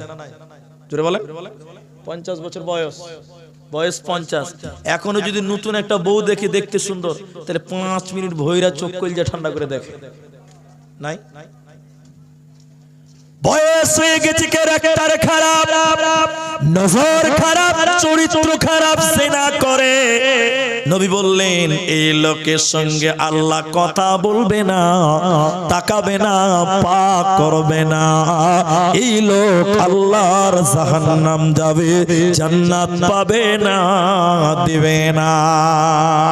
দুই, মালিকুন কাযযাব, এটা একটু সময় লাগবে। মালিকুন কাযযাব মানে হলো মিথ্যাবাদী নেতা। আচ্ছা, নেতা সত্য বলে বেশি না মিথ্যা বলে বেশি? আপনারা বলেন। আল্লাহ, আমি চিনি না যে কে তৃণমূল, কে বিজেপি, কে কংগ্রেস, কে সিপিএম, আমি কে মেম্বার, কে প্রধান, কেউ চিনি না। আপনারাই বলেন, খালি আপনারা বলেন, আমি এখানকার কথা বলছি না। এখন বর্তমানের নেতারা সত্য বেশি বলে না মিথ্যা বেশি বলে? বলেন বলেন। আল্লাহ, এটা কোন থানা? রতুয়া। রতুয়া তো রতুয়া। আপনাদের মালদাতে আরেকটা থানা আছে, নাম বলে দিচ্ছি, কিন্তু গ্রামের নাম বলবো না। না না, ওটা না, ওটা হলো চাচল থানা। কোন থানা বললাম? চাচল থানা। বেশ কয়েক বছর হয়ে গেছে ঘটনাটা। আমাকে জিজ্ঞাসা করবেন না যে গ্রামের নামটা বলেন, আমি বলবো না, সমস্যা তৈরি হবে। আমি আমার আগের গাড়িটা ছিল, বুঝলেন তো, যাচ্ছি জালসাতে, বাগানের ভিতর দিয়ে রাস্তা, আমের বাগান তো, বেশ রাস্তা খুব সুন্দর, রাস্তা চকচকা রাস্তা। এরপরে ধানের জমির মাঝখান দিয়ে রাস্তা, খুব সুন্দর চকচকা রাস্তা, একদম দারুণ রাস্তা। যেতে যেতে হঠাৎ করে এক জায়গাতে দুটা অথবা তিনটা বাড়ি হবে, আমার অত ভালো করে দেখা হয়নি, 2-3টা বাড়ি। রাস্তা এত খারাপ, এত খারাপ, মারুতি সেলেরিও ছিল আর আগে আমার তলা ঠেকে যেছে, এত রাস্তা। আচ্ছা ভাই, তখন প্রশ্ন জাগবে না যে মাঠের রাস্তা ভালো, বাগানের রাস্তা ভালো, আর এই বাড়ির সামনে রাস্তা এত খারাপ কেন? প্রশ্ন জাগবে কি জাগবে না বলো? তো গাড়ি তো খুব স্লো পার হচ্ছে, সন্ধ্যার টাইম। কাজটা নামালো, এই ভাই, এই শোনেন তো ভাই, আমাকে দেখে চিনে নিয়েছে, বলেছে জালসে যাবেন? বলে হ্যাঁ।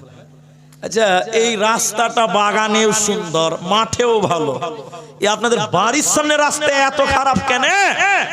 তখন বলছে মুরি সাহেব আপনি তো বক্তা মানুষ, আপনাকে বললে আবার জালসাতে বলে দিবে, ই এক জ্বালা। তো শুনেন, এখন যে আমাদের প্রধান হয়েছে, ওকে সবাই ভোট দিয়েছে, ভোট সব রাস্তায় করেছে, আর এই 3টা বাড়ির লোক ওর বিরুদ্ধে ছিল, ওদের ভোট দেয়নি, ওই জন্য ওদের সামনে রাস্তায় করে। বলেন এই মানুষ না অমানুষ? আপনি বলেন। আল্লাহর নবী বললেন এইরকম নেতা যে পয়েন্টে পয়েন্টে মিথ্যা কথা বলে, আছে না নাই? জোরে বলে। আমি বলছি না যে ভূত নিতে আছে, এটা আমি বলছি না, এটা আছে। নবী বললেন মালিকুন কাযযাব। আমার বক্তব্য এগুলো নয়, আমার বক্তব্য অহংকার। 3 নাম্বার নবী বললেন, এটা আমার বক্তব্য। ভাই আপনারা মনোযোগ আছে তো? 3 নাম্বার নবী বললেন অহংকারী গরিব, গরিব মানুষ অহংকার করে। ওই যে বাংলাদেশের একজন বিখ্যাত আলেম আব্দুর রাজ্জাক বিন ইউসুফ হাফেজাহুল্লাহ, উনি এটা বলেছিলেন না যে রিকশাওয়ালা তুমি কেন রুই মাছ কিনতে গেলে? দেখেছেন ভিডিওটা আপনারা? এটাই হাদিস, এটাই। তো তুমি গরিব মানুষ, বাজারে সবচেয়ে বড় মাছ তুমি কিনে অহংকার করছো, তোমার সঙ্গে আল্লাহ কথা বলবে না, তুমি জাহান্নাম যাও।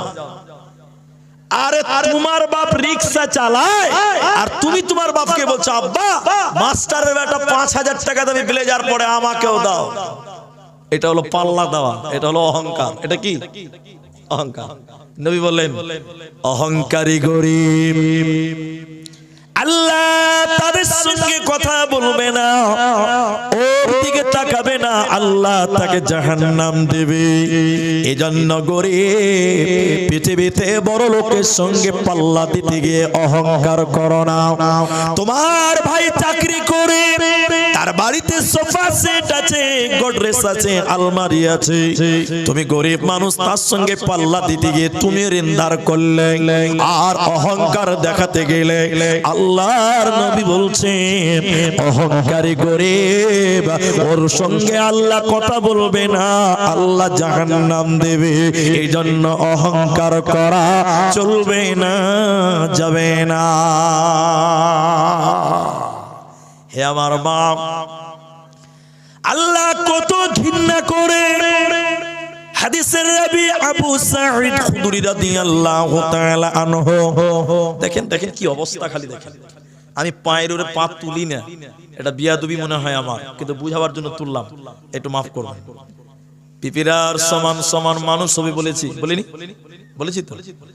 এবার কিয়ামতের দিন মাটিগুলো তামার মতন গরম হবে, এত গরম সূর্যের তাপে পিপিরা সমান সমান মানুষ আল্লাহ বানাবেন, আর তাদেরকে ওই তামার মতন গরম মাটিতে ছিটিয়ে দেবেন। ওরা পিঁপড়ার মতন দৌড়াদৌড়ি করবে। কিয়ামতের দিন পর্যন্ত যত মানুষ পৃথিবীতে আসবে, ওই মানুষগুলো ওই পিঁপড়ার উপর দিয়ে পা দিয়ে কচলাবে। পিঁপড়ার সমান সমান কারা? যারা এই দুনিয়াতে অহংকার করেছিল, ওদেরকে অন্য অন্য মানুষদের পায়ের তলে আল্লাহ ফেলবে। পিঁপড়া মনে করে হাসরবাসীরা তাদের উপরে পা দিয়ে কুচলাবে, পা দিয়ে হেঁটে হেঁটে যাবে। এরকম লাঞ্ছনা, এরকম বেজ্জতি, এরকম অপমান আল্লাহ শুধু অহংকারীদেরকে করবে, অন্য কাউকে এভাবে অপমান করবে না, করবে না। দুনিয়াতে কিঞ্চিত পরিমাণ অহংকার থাকলে বিনয়ী হন, বিনয়ী হন। বড়কেও শ্রদ্ধা করেন, ছোটকে স্নেহ করেন, তাহলে আপনার সম্মান দুনিয়াতে আল্লাহ বাড়াবে, বাড়াবে না? রাবি সালমাত ইবনে আকওয়া রাদিয়াল্লাহু তাআলা আনহা তিনি বলছেন, কেউ যদি আল্লাহর জমিনে আল্লাহর জন্য বিনয়ী হয়, আল্লাহ তার মান, শান, আব্রু, ইজ্জতে আল্লাহ বাড়িয়ে দেয়। বলুন সুবহানাল্লাহ। বাস্তব প্রমাণ দেখবেন, দেখবেন। একটা লোক শামসি গেছে, শামসি এই গ্রামের একটা দুটা লোক গেছে, কোথায় গেছে বলা? শামসিতে। ওই যে বদরুদ্দোজা মাওলানা সাহেব গেল না নাদবি সাহেব, এবার নাদবি সাহেবের বাড়ি মনে করেন চিনে না, শামসি বাড়ি চিনে না। দুটো লোক গেছে ওখানে ডেট আনার জন্য, তো ওর বাড়ি যেতে হবে। তো দুটো ছেলেকে দেখেছে, বলছে আবে আবে আবে এই বদরুদ্দোজা সাহেব না বাড়ি কোনটা? যা লোকটা ফের বে বলছে, যা দেখে লাগা, যা যা দেখে লাগা, বলবে বলবে বলবে না, বলবে না, বে বলছে যা দেখে লাগা, যা। আর আপনি যদি যে বলেন হাজি না না হাজি বাবু এই নাতি সাহেব বাড়ি কোনটা, নাতি সাহেব বাড়ি যাবে, এই ডান দিকে যাও বাঁ দিকে যাও, হাত ধরে, তাহলে ছোটকে সম্মান করলে তোমাকে শ্রদ্ধা করবে, ঠিক কিনা জোরে বলে? হ্যাঁ না বলে না গো? এই দুনিয়াতে বিনয়ী হও, তুমি ছোটকে স্নেহ করো, ছোট তোমাকে শ্রদ্ধা করবে, করবেই করবে না বলেন? করবে। রাবি বললেন কেউ যদি আল্লাহর জমিনে দিনের জন্য বিনয়ী হয়, আল্লাহ তার মান শান আবরু ইজ্জত বাড়িয়ে দিবেন। একবার বলুন সুবহানাল্লাহ। আর কেউ যদি এই দুনিয়াতে অহংকার করে, মালের অহংকার, তাকাব্বুরি, আল্লাহ তাকে লাঞ্ছিত করবেন, বঞ্চিত করবেন, অপমানিত করবেন। হাজারো প্রমাণ আপনাকে দেখাবো, হাজারো প্রমাণ। আমি রাজনীতির কথা ঢুকতে চাইছি না, কিন্তু একটু টাচ দিব। বর্তমান ভারতবর্ষ কন্ট্রোল করছে কোন পার্টি? বিজেপি, ভারতীয় জনতা পার্টি। আমি তার পক্ষে বিপক্ষে আমি বলছি না, আমি রাজনীতির লোক নই। তারা আমার দেশে আসামে এনআরসি করেছে, এখন হচ্ছে এসআর আসামে, আর এখানে হচ্ছে এসআইআর। আমাদের আসামে আই কেটে দিয়েছে, কেন? আমাদের যে এনআরসি আছে। তো আমাদের দেশে এনআরসি করলো, বলেছিল ইহা পে ঘুসপিটিয়া বাংলাদেশি হ্যায়, এটা স্লোগান ছিল। আছে না নাই? এখন আছে না নাই? বলেন, এরা বলে না নাই? এখন এই স্লোগান দেয়। আর কিছু কিছু নেতা আছে লুঙ্গিওয়ালা লোক দেখলেই মনে করে বাংলাদেশের মানুষ, ঠিক না? যেটা বলে লুঙ্গি দেখলেই ভাবে বাংলাদেশ। আজীব দুনিয়া রে বাবা। অথচ ওর বাপ লুঙ্গি পড়ে, ওর দাদু লুঙ্গি পড়েছে, ওর হোস নাই। আমি যেটা বলছি, ওরা বলেছিল এনআরসি করে মুসলমানকে বাংলাদেশে তাড়াবো। আচ্ছা আপনারা বলেন তো, মুসলমান বাংলাদেশে তাড়তে পেরেছে? জোরে বলেন না গো? না। 19 লাখ লোক নাগরিকত্ব পায় নাই আসামে। কত লোক? সবাই বলুন। 19 লাখ লোক। 19 লাখের মধ্যে আমাদের কিন্তু তাড়বে বলেছিল মুসলমান, আমরা বাদ গেছি মাত্র 4 লাখ। কত? 19 থেকে 4 গেলে কত থাকলো ভাই? 15। ইহুদি, খ্রিস্টান, বড় জাতি, কাছারি, ছোট বড়, এরা 3 লাখ। তাহলে 19 থেকে 4 আমরা আর ওরা 3, তাহলে কত থাকলো ভাই? 12। বলেন কত? 12। তাহলে আমাদেরকে বাংলাদেশে তাড়াবার জন্য এনআরসি করলো, আমরা বাদ গেলাম 4 লাখ, আর ওরা বাদ গেল 12 লাখ। বলুন নারায়ে তাকবীর। কেন বলুন তো? অহংকারের মার। যেখানে অহংকার বেশি, আল্লাহ ওখানে থাপাত করে আছাড় মারে। এরা তো চেষ্টা করেছিল কিন্তু পারে না, আল্লাহ দেয়। এজন্য মুসলমান, সহিহ বুখারীর হাদিসের সঙ্গে একটা ইতিহাস আপনাকে তুলে ধরতে চাই, একটু নজর করেন। এই কথাটা শুনেন, আমাকে দিতে হবে না, এই কথাটা শুনেন। একটা লোক চুল আঁচড়াচ্ছিল, খুব সুন্দর করে চুল আঁচড়াচ্ছিল, আর রাস্তা দিয়ে হেঁটে যাচ্ছিল, সুন্দর জামা এরকম টানতে টানতে রাস্তায় হাঁটছিল। যেতে যেতে অহংকার করে চুল আঁচড়িয়েছিল, জামা পড়েছিল। এই মাটির বরদাস্ত হয়নি। ইমাম বুখারী রাহমাতুল্লাহ আলাইহি তিনি বলেন, ওই মানুষকে আল্লাহ জিন্দা মাটির তলে ঢুকিয়ে দিয়েছে। কিয়ামত পর্যন্ত ওই লোকটা মাটির তলে ঢুকতেই থাকবে। ভাই এখন সবচেয়ে বেশি স্টাইল হয় কি দিয়ে বলেন তো? চুল দিয়ে। হ্যাঁ না বলেন? এরা ঠিক বললাম না? এদের যুবক ছেলেগুলো যারা আছে জিজ্ঞাসা করেন, আমি দেখেছি, আমি 3 টাকাতে চুল কেটেছি, 3 টাকাতে। আপনারা সবচেয়ে কম রেট কত কেটেছেন বলেন দেখি? 2 টাকাতে কেটেছেন না? 3 টাকাতে আমি বীরভূমে কেটেছি, বীরভূমে। ওখানকার আমি ছাত্র ছিলাম।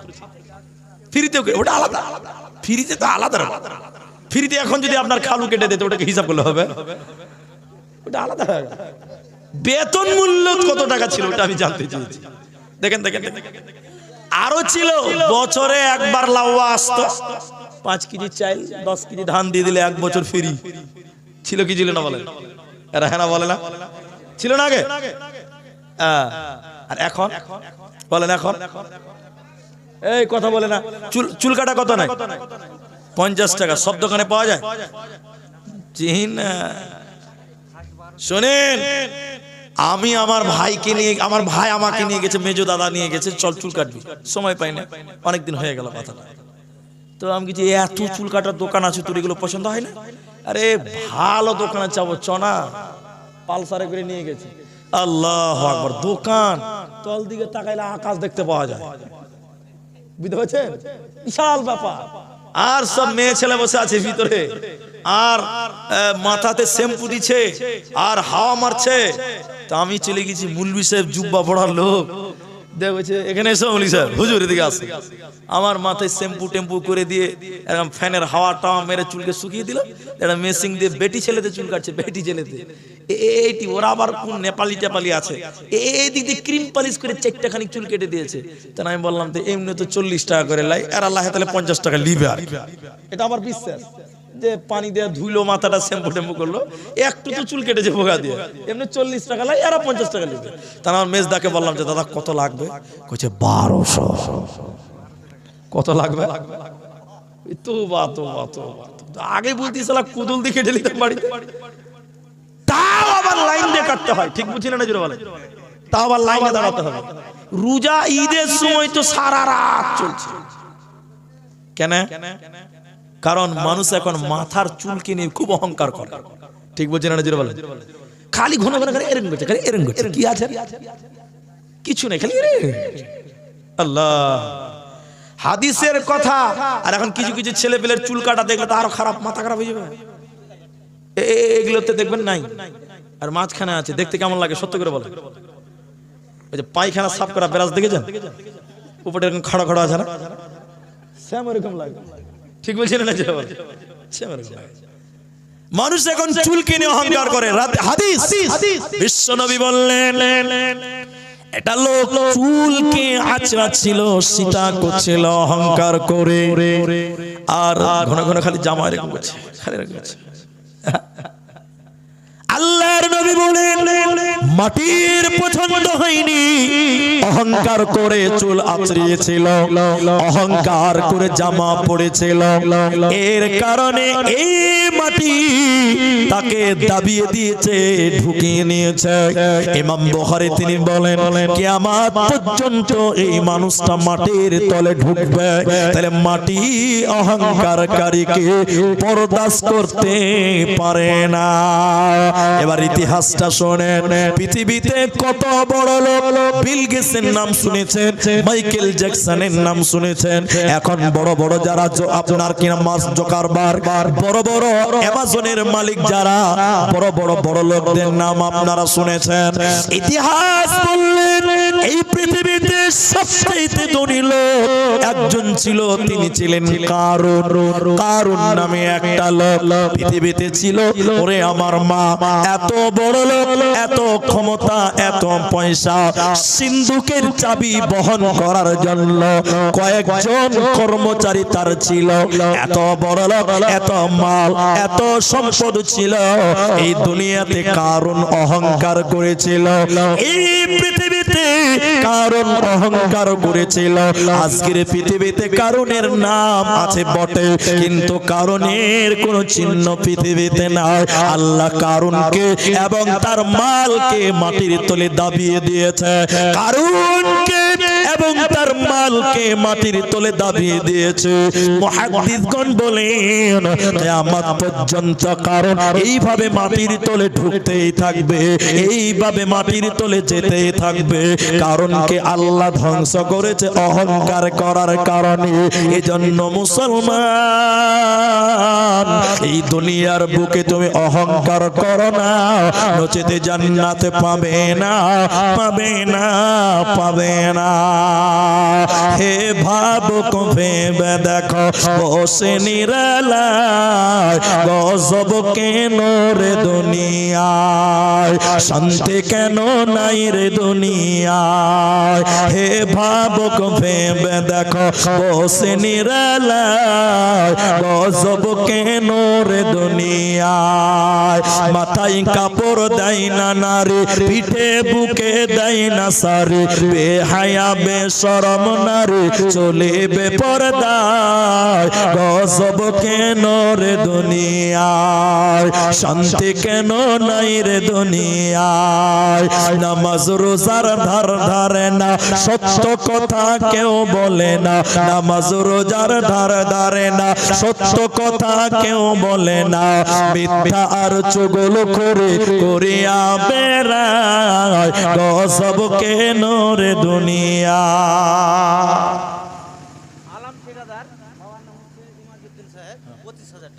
আচ্ছা, আলহামদুলিল্লাহ। আলম ঠিকাদার বাবা এমাজউদ্দিন সাহেব, তিনি তার ছেলে আলম, তিনি দিয়েছেন 25,000 টাকা মসজিদের জন্য। আমি দোয়া করি আল্লাহ যেন তার কামায়া আরো বরকত দেয়, বলুন আমিন। আল্লাহ তার নেক উদ্দেশ্যের জন্য পূরণ করেন, বলুন আমিন। ভাই আর কিছুক্ষণ বলি, ডিস্টার্ব করিয়েন না, তাই একটু বলি তাহলে। অহংকার, আমি আপনাদেরকে এবার যে কথাটা বলতে চাই, আপনি আরো অবাক হবেন। জান্নাত জাহান্নাম ঝগড়া করে, এটা শুনেছেন? হ্যাঁ না বলেন? তর্ক শুনেছেন কি? তর্ক করে, জান্নাত জাহান্নাম তর্ক করে, ঝগড়া করে, এরকম শুনেছেন? শুনেছেন? মাশাআল্লাহ। মেয়েতে মেয়েতে ঝগড়া করে, দেখেছেন কি? খুব সুন্দর লাগে না? হ্যাঁ, খুব মজা লাগে। চুলের মুঠি ধরে কি ঝগড়া! তো দেখেন, শুধু জান্নাত জাহান্নাম ঝগড়া করে না, ফেরেশতাতেও ঝগড়া হয়। আরে বুঝুন, তাহলে আমরাই ভালো নাকি? আপনি গেলে ভাবছেন মানুষই ঝগড়া করে না, ফেরেশতারাও ঝগড়া করে, জান্নাত জাহান্নাম তর্ক করে, ঝগড়া করে। দেখেন, আপনাকে দেখাই, আপনারা যেটি মানুষ আছেন আপনাদের বলে আমি বলছি, বাস এটা হাদিস বলি, দিলে বুঝতে পারবেন। বনি ইসরাইলের জামানায় একটা লোক 99 জন মানুষকে মেরে ফেলেছিল। একটু মুখ খুলবেন, কত লোক? 99 জন। 99 জন মানুষকে মারার করার পর এই লোকটা খালি ধাকাম ধাকাম করছে, আরে আমি কি জান্নাত পাবো না? আমার কি ক্ষমা নাই? এই লোকটা ফতোয়া জিজ্ঞাসা করছে একটা মুন্সিকে। কাকে জিজ্ঞাসা করছে? মুন্সি, কিন্তু মুলবি লয়। মুন্সি বুঝেন তো? ওই বীরির মুন্সি লয়, আবার ওই যে মুন্সি আজান দিতে পারে, কোরআন পড়তে পারে, ওই মুন্সি। এই লোকটা 99 জন মানুষ মার্ডার করে মুন্সির কাছে যেয়ে বলছে, ভাই ভাই ভাই ভাই, ও ভাইয়া, কি হয়েছে? কি হয়েছে? বলছে, আমি 99 জন মানুষকে মার্ডার করে ফেলেছি, আল্লাহ আমাকে মাফ করবে। মুন্সির মিজাজ গেছে খারাপ। 99 জন মানুষকে মার্ডার করে তুমি আবার তওবা খুঁজো, ফাজলামো করছো নাকি? লা, ক্ষমা হবে না। তখনই বলছে, হায় আফসোস, 99 জনকে মার্ডার করে যদি ক্ষমা নাই হয়, 100 জন হতে বাকি আছে কটা? তো লোকটা বলছে, মিয়া মুন্সি তুমি রেডি হয়ে যাও, যে রেডি হয়ে যাও, যে রেডি হও। এটা হাদিস। তলোয়ার নিয়ে চট প্যাটে ঢুকিয়ে দিয়েছে। কটা হলো? এটা ফুল সেঞ্চুরি করে দিয়েছে একদম। 100টা লোক মারা। ভাই এত ক্যাচার ম্যাচার করছেন কেন? এটা মুখটা বন্ধ করেন। 100টা লোককে মার্ডার করার পর লোকটার ভিতরে ধাকাম ধাকাম করছে, তওবা হবে কি হবে না, মাফ হবে কি হবে না। এখানকার লোক, রহিমারির লোক বলছে, দেখো ভাই, তোমরা কাজ কর। ওই লোকটাকে বলছে যে ভাদু মাদ্রাসা চলে যাও, বড় বড় আলেম আছে, ওরা তোমাকে জিজ্ঞাসা ফতোয়া দিবে। এই রহিমারি থেকে ভাদু যাচ্ছে, মনে করলেন 15 কিলোমিটার। কত কিলোমিটার? 15। এবার যেতে যেতে যেতে যেতে 5 কিলোমিটার যে লোকটা মারা গেল, তাহলে বাকি আছে কতটা? আরো যখন মারা যাচ্ছে আর হায়াত নাই, তার বুকটা ভাদুর দিকে উঁচু করেছিল। এবার জান্নাতের ফেরেশতা এসেছে, চল জান্নাতে যাবি। জাহান্নামের ফেরেশতা বলছে, দেখেছিস লাঠি, জান্নাত নিবি মানে? লোকটা 100টা লোক মার্ডার করেছে, ওকে জাহান্নাম দিব? তুই জাহান্নাম দিব বললেই হবে নাকি? আমি একে জান্নাত দিব। লোকটা তওবা খুঁজছিল, বলছে না, তওবা করেনি, ও 100টা লোক মার্ডার করেছে, আমি জাহান্নাম দিব। তাহলে ঝামেলা। কি বলছেন, হলো কি হলো না? কার সঙ্গে হলো? আপনার সঙ্গে না আমার সঙ্গে? ফেরেশতাতে ফেরেশতাতে ঝামেলা। ও বলছে আমি জান্নাত দিব, ও বলছে না আমি জাহান্নাম দিব। বেশ ভালো ঝামেলা। তার আল্লাহ তখন বলছে, এই থাম, আমি আহকামুল হাকিমিন বিচার করি। বলুন সুবহানাল্লাহ। আল্লাহ বলছেন যে রহিমারি থেকে ভাদু 15 কিলোমিটার। লোকটা কত দূর হেঁটেছে দেখো তো, বেশি হেঁটেছে, একটু বাকি আছে, লোকটাকে মাপ। আর একটু হেঁটেছে, বেশি বাকি আছে, লোকটাকে জাহান্নাম। আল্লাহ মাপতে লাগিয়ে দিয়ে বলছেন ওই গ্রামকে, কোন গ্রামকে? ভাদুকে, তাকাররাবিন, তুমি আগিয়ে এসো। বাকি আছে কতটা বলেছিলাম, কিন্তু গ্রাম যদি আগিয়ে আসে তাহলে আর 10 কিলোমিটার থাকবে। আর রহিমারিকে বলছে তাবাতু, তুমি একটু পিছিয়ে যাও। তাহলে এই গ্রাম পিছিয়ে গেল, ওটা আগিয়ে গেল, তাহলে এখন উল্টা হয়ে যাবে, যে 10 কিলোমিটার হেঁটেছে, 5 কিলোমিটার বাকি আছে, এটা উল্টা হবে কেন? আল্লাহ তখন বলছে যা যা যা, এই লোকটাকে মাফ করে দিলাম, ফাগাফারা লাহু, এই লোককে জাহান্নাম যেতে হবে না। বলুন সুবহানাল্লাহ। আমি যেটা বলতে চাইলাম, তাহলে ফেরেশতারাও তর্ক করে। এবার জান্নাত জাহান্নাম, জাহান্নাম বলছে আমি একে জাহান্নাম দিব, জাহান্নাম বলছে আমি একে জাহান্নাম দিব, জান্নাত বলছে না আমি জান্নাত দিব। আবার সেই তর্ক, জান্নাত জাহান্নাম। এবার আল্লাহ বলছেন এই এই এই থাম, এই জান্নাত থাম, জান্নাত একটা সৃষ্টি, জাহান্নাম একটা সৃষ্টি, এই থাম থাম থাম। আল্লাহ এবার জাহান্নামকে বলছে জাহান্নাম বল, তোর কি দাবি আছে রে, তোর কি চাওয়ার আছে তুই বল। এবার জাহান্নাম দুটি জিনিস চাই, এক আল্লাহ জালেমগুলোকে আমি আল্লাহ জাহান্নাম দিব, আমার কাছে তুমি দাও। জালেম মানে গরীবকে জুলুম করেছিল, ক্ষমতার জোরে গরিবের জমি দখল করেছিল, এতিমের জমিনকে দখল করেছিল। জাহান্নাম বলছে আল্লাহ জালেমগুলোকে আমার জন্য বরাদ্দ করো, আমি জালেমকে জাহান্নামে পিছিয়ে দেব। আল্লাহ বলছে মঞ্জুর করলাম, কবুল করলাম। একবার মুখ খুলেন, তাহলে জালেম কোথায় থাকবে বলেন? জাহান্নাম। এবার জাহান্নাম বলবে আল্লাহ অহংকারকারীরা আমি জাহান্নাম চাই, ওদেরকে উপযুক্ত প্রতিফলন দিব, উপযুক্ত শাস্তি দেব। আল্লাহ আল্লাহ অহংকারকারীকে জাহান্নামের জন্য কবুল করো। আল্লাহ তখন জাহান্নামকে ডেকে ডেকে বলবে জাহান্নাম আমি আল্লাহ দাবি পূরণ করেছি রে, যত অহংকারকারী থাকবে ওরা সবাই জাহান্নাম যাবে, তুমি তাদেরকে উপযুক্ত প্রতিফলন দেবে, তুমি তাদেরকে আযাব দেবে, তুমি তাদেরকে শাস্তি দেবে। এজন্য মুসলমান যে অহংকার করেছিল ওকে জাহান্নাম যেতেই হবে।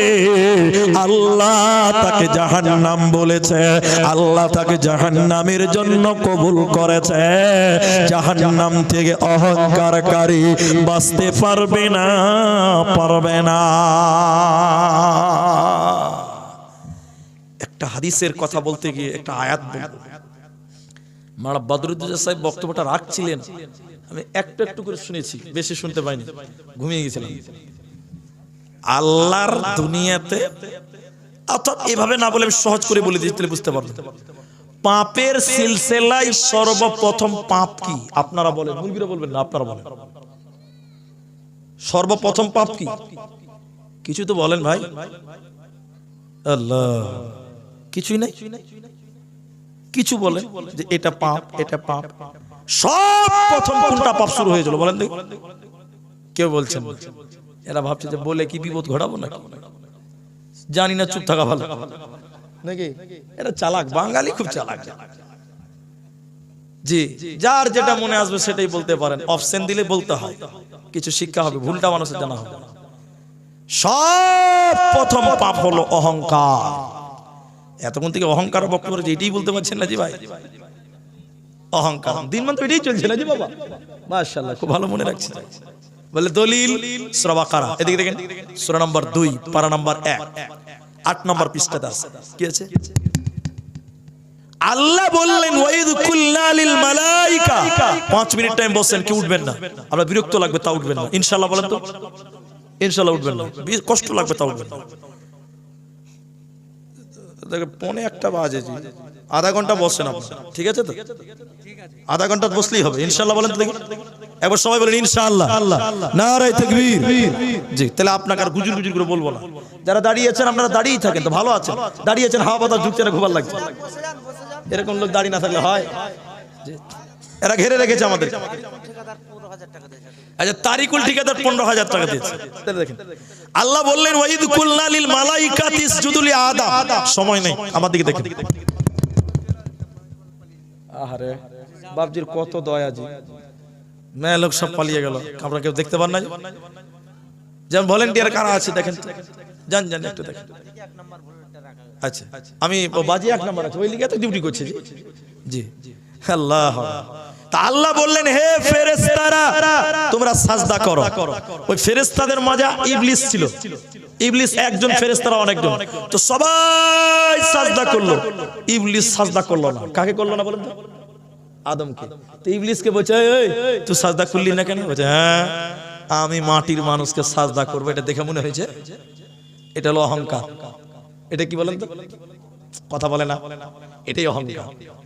আমি মাটির আদমকে সাজদা করব, আমি করব না, এটার নাম কিয়ামত পর্যন্ত যত মানুষ অহংকার করবে তার কিছু পাপ ইবলিসের আমল নামায় চাপানো হবে।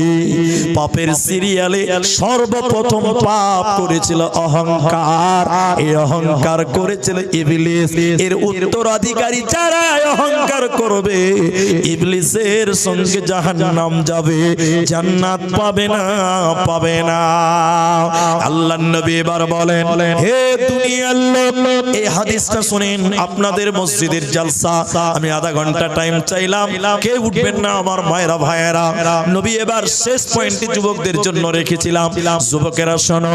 নবী বলেন যে যুবকেরা, যে পুরুষেরা পায়জামা প্যান্ট লুঙ্গি জুব্বা পায়জামা টাকনুর নিচে পড়ে অহংকার করে কাপড় ঝুলিয়ে ঝুলিয়ে যারা পড়ে, ওই পুরুষদের দিকে আল্লাহ তাকাবে না, আল্লাহ ওদের দিকে রহমতের দৃষ্টিতে তাকাবে না, ওরা বিনা হিসেবে জাহান্নাম যাবে।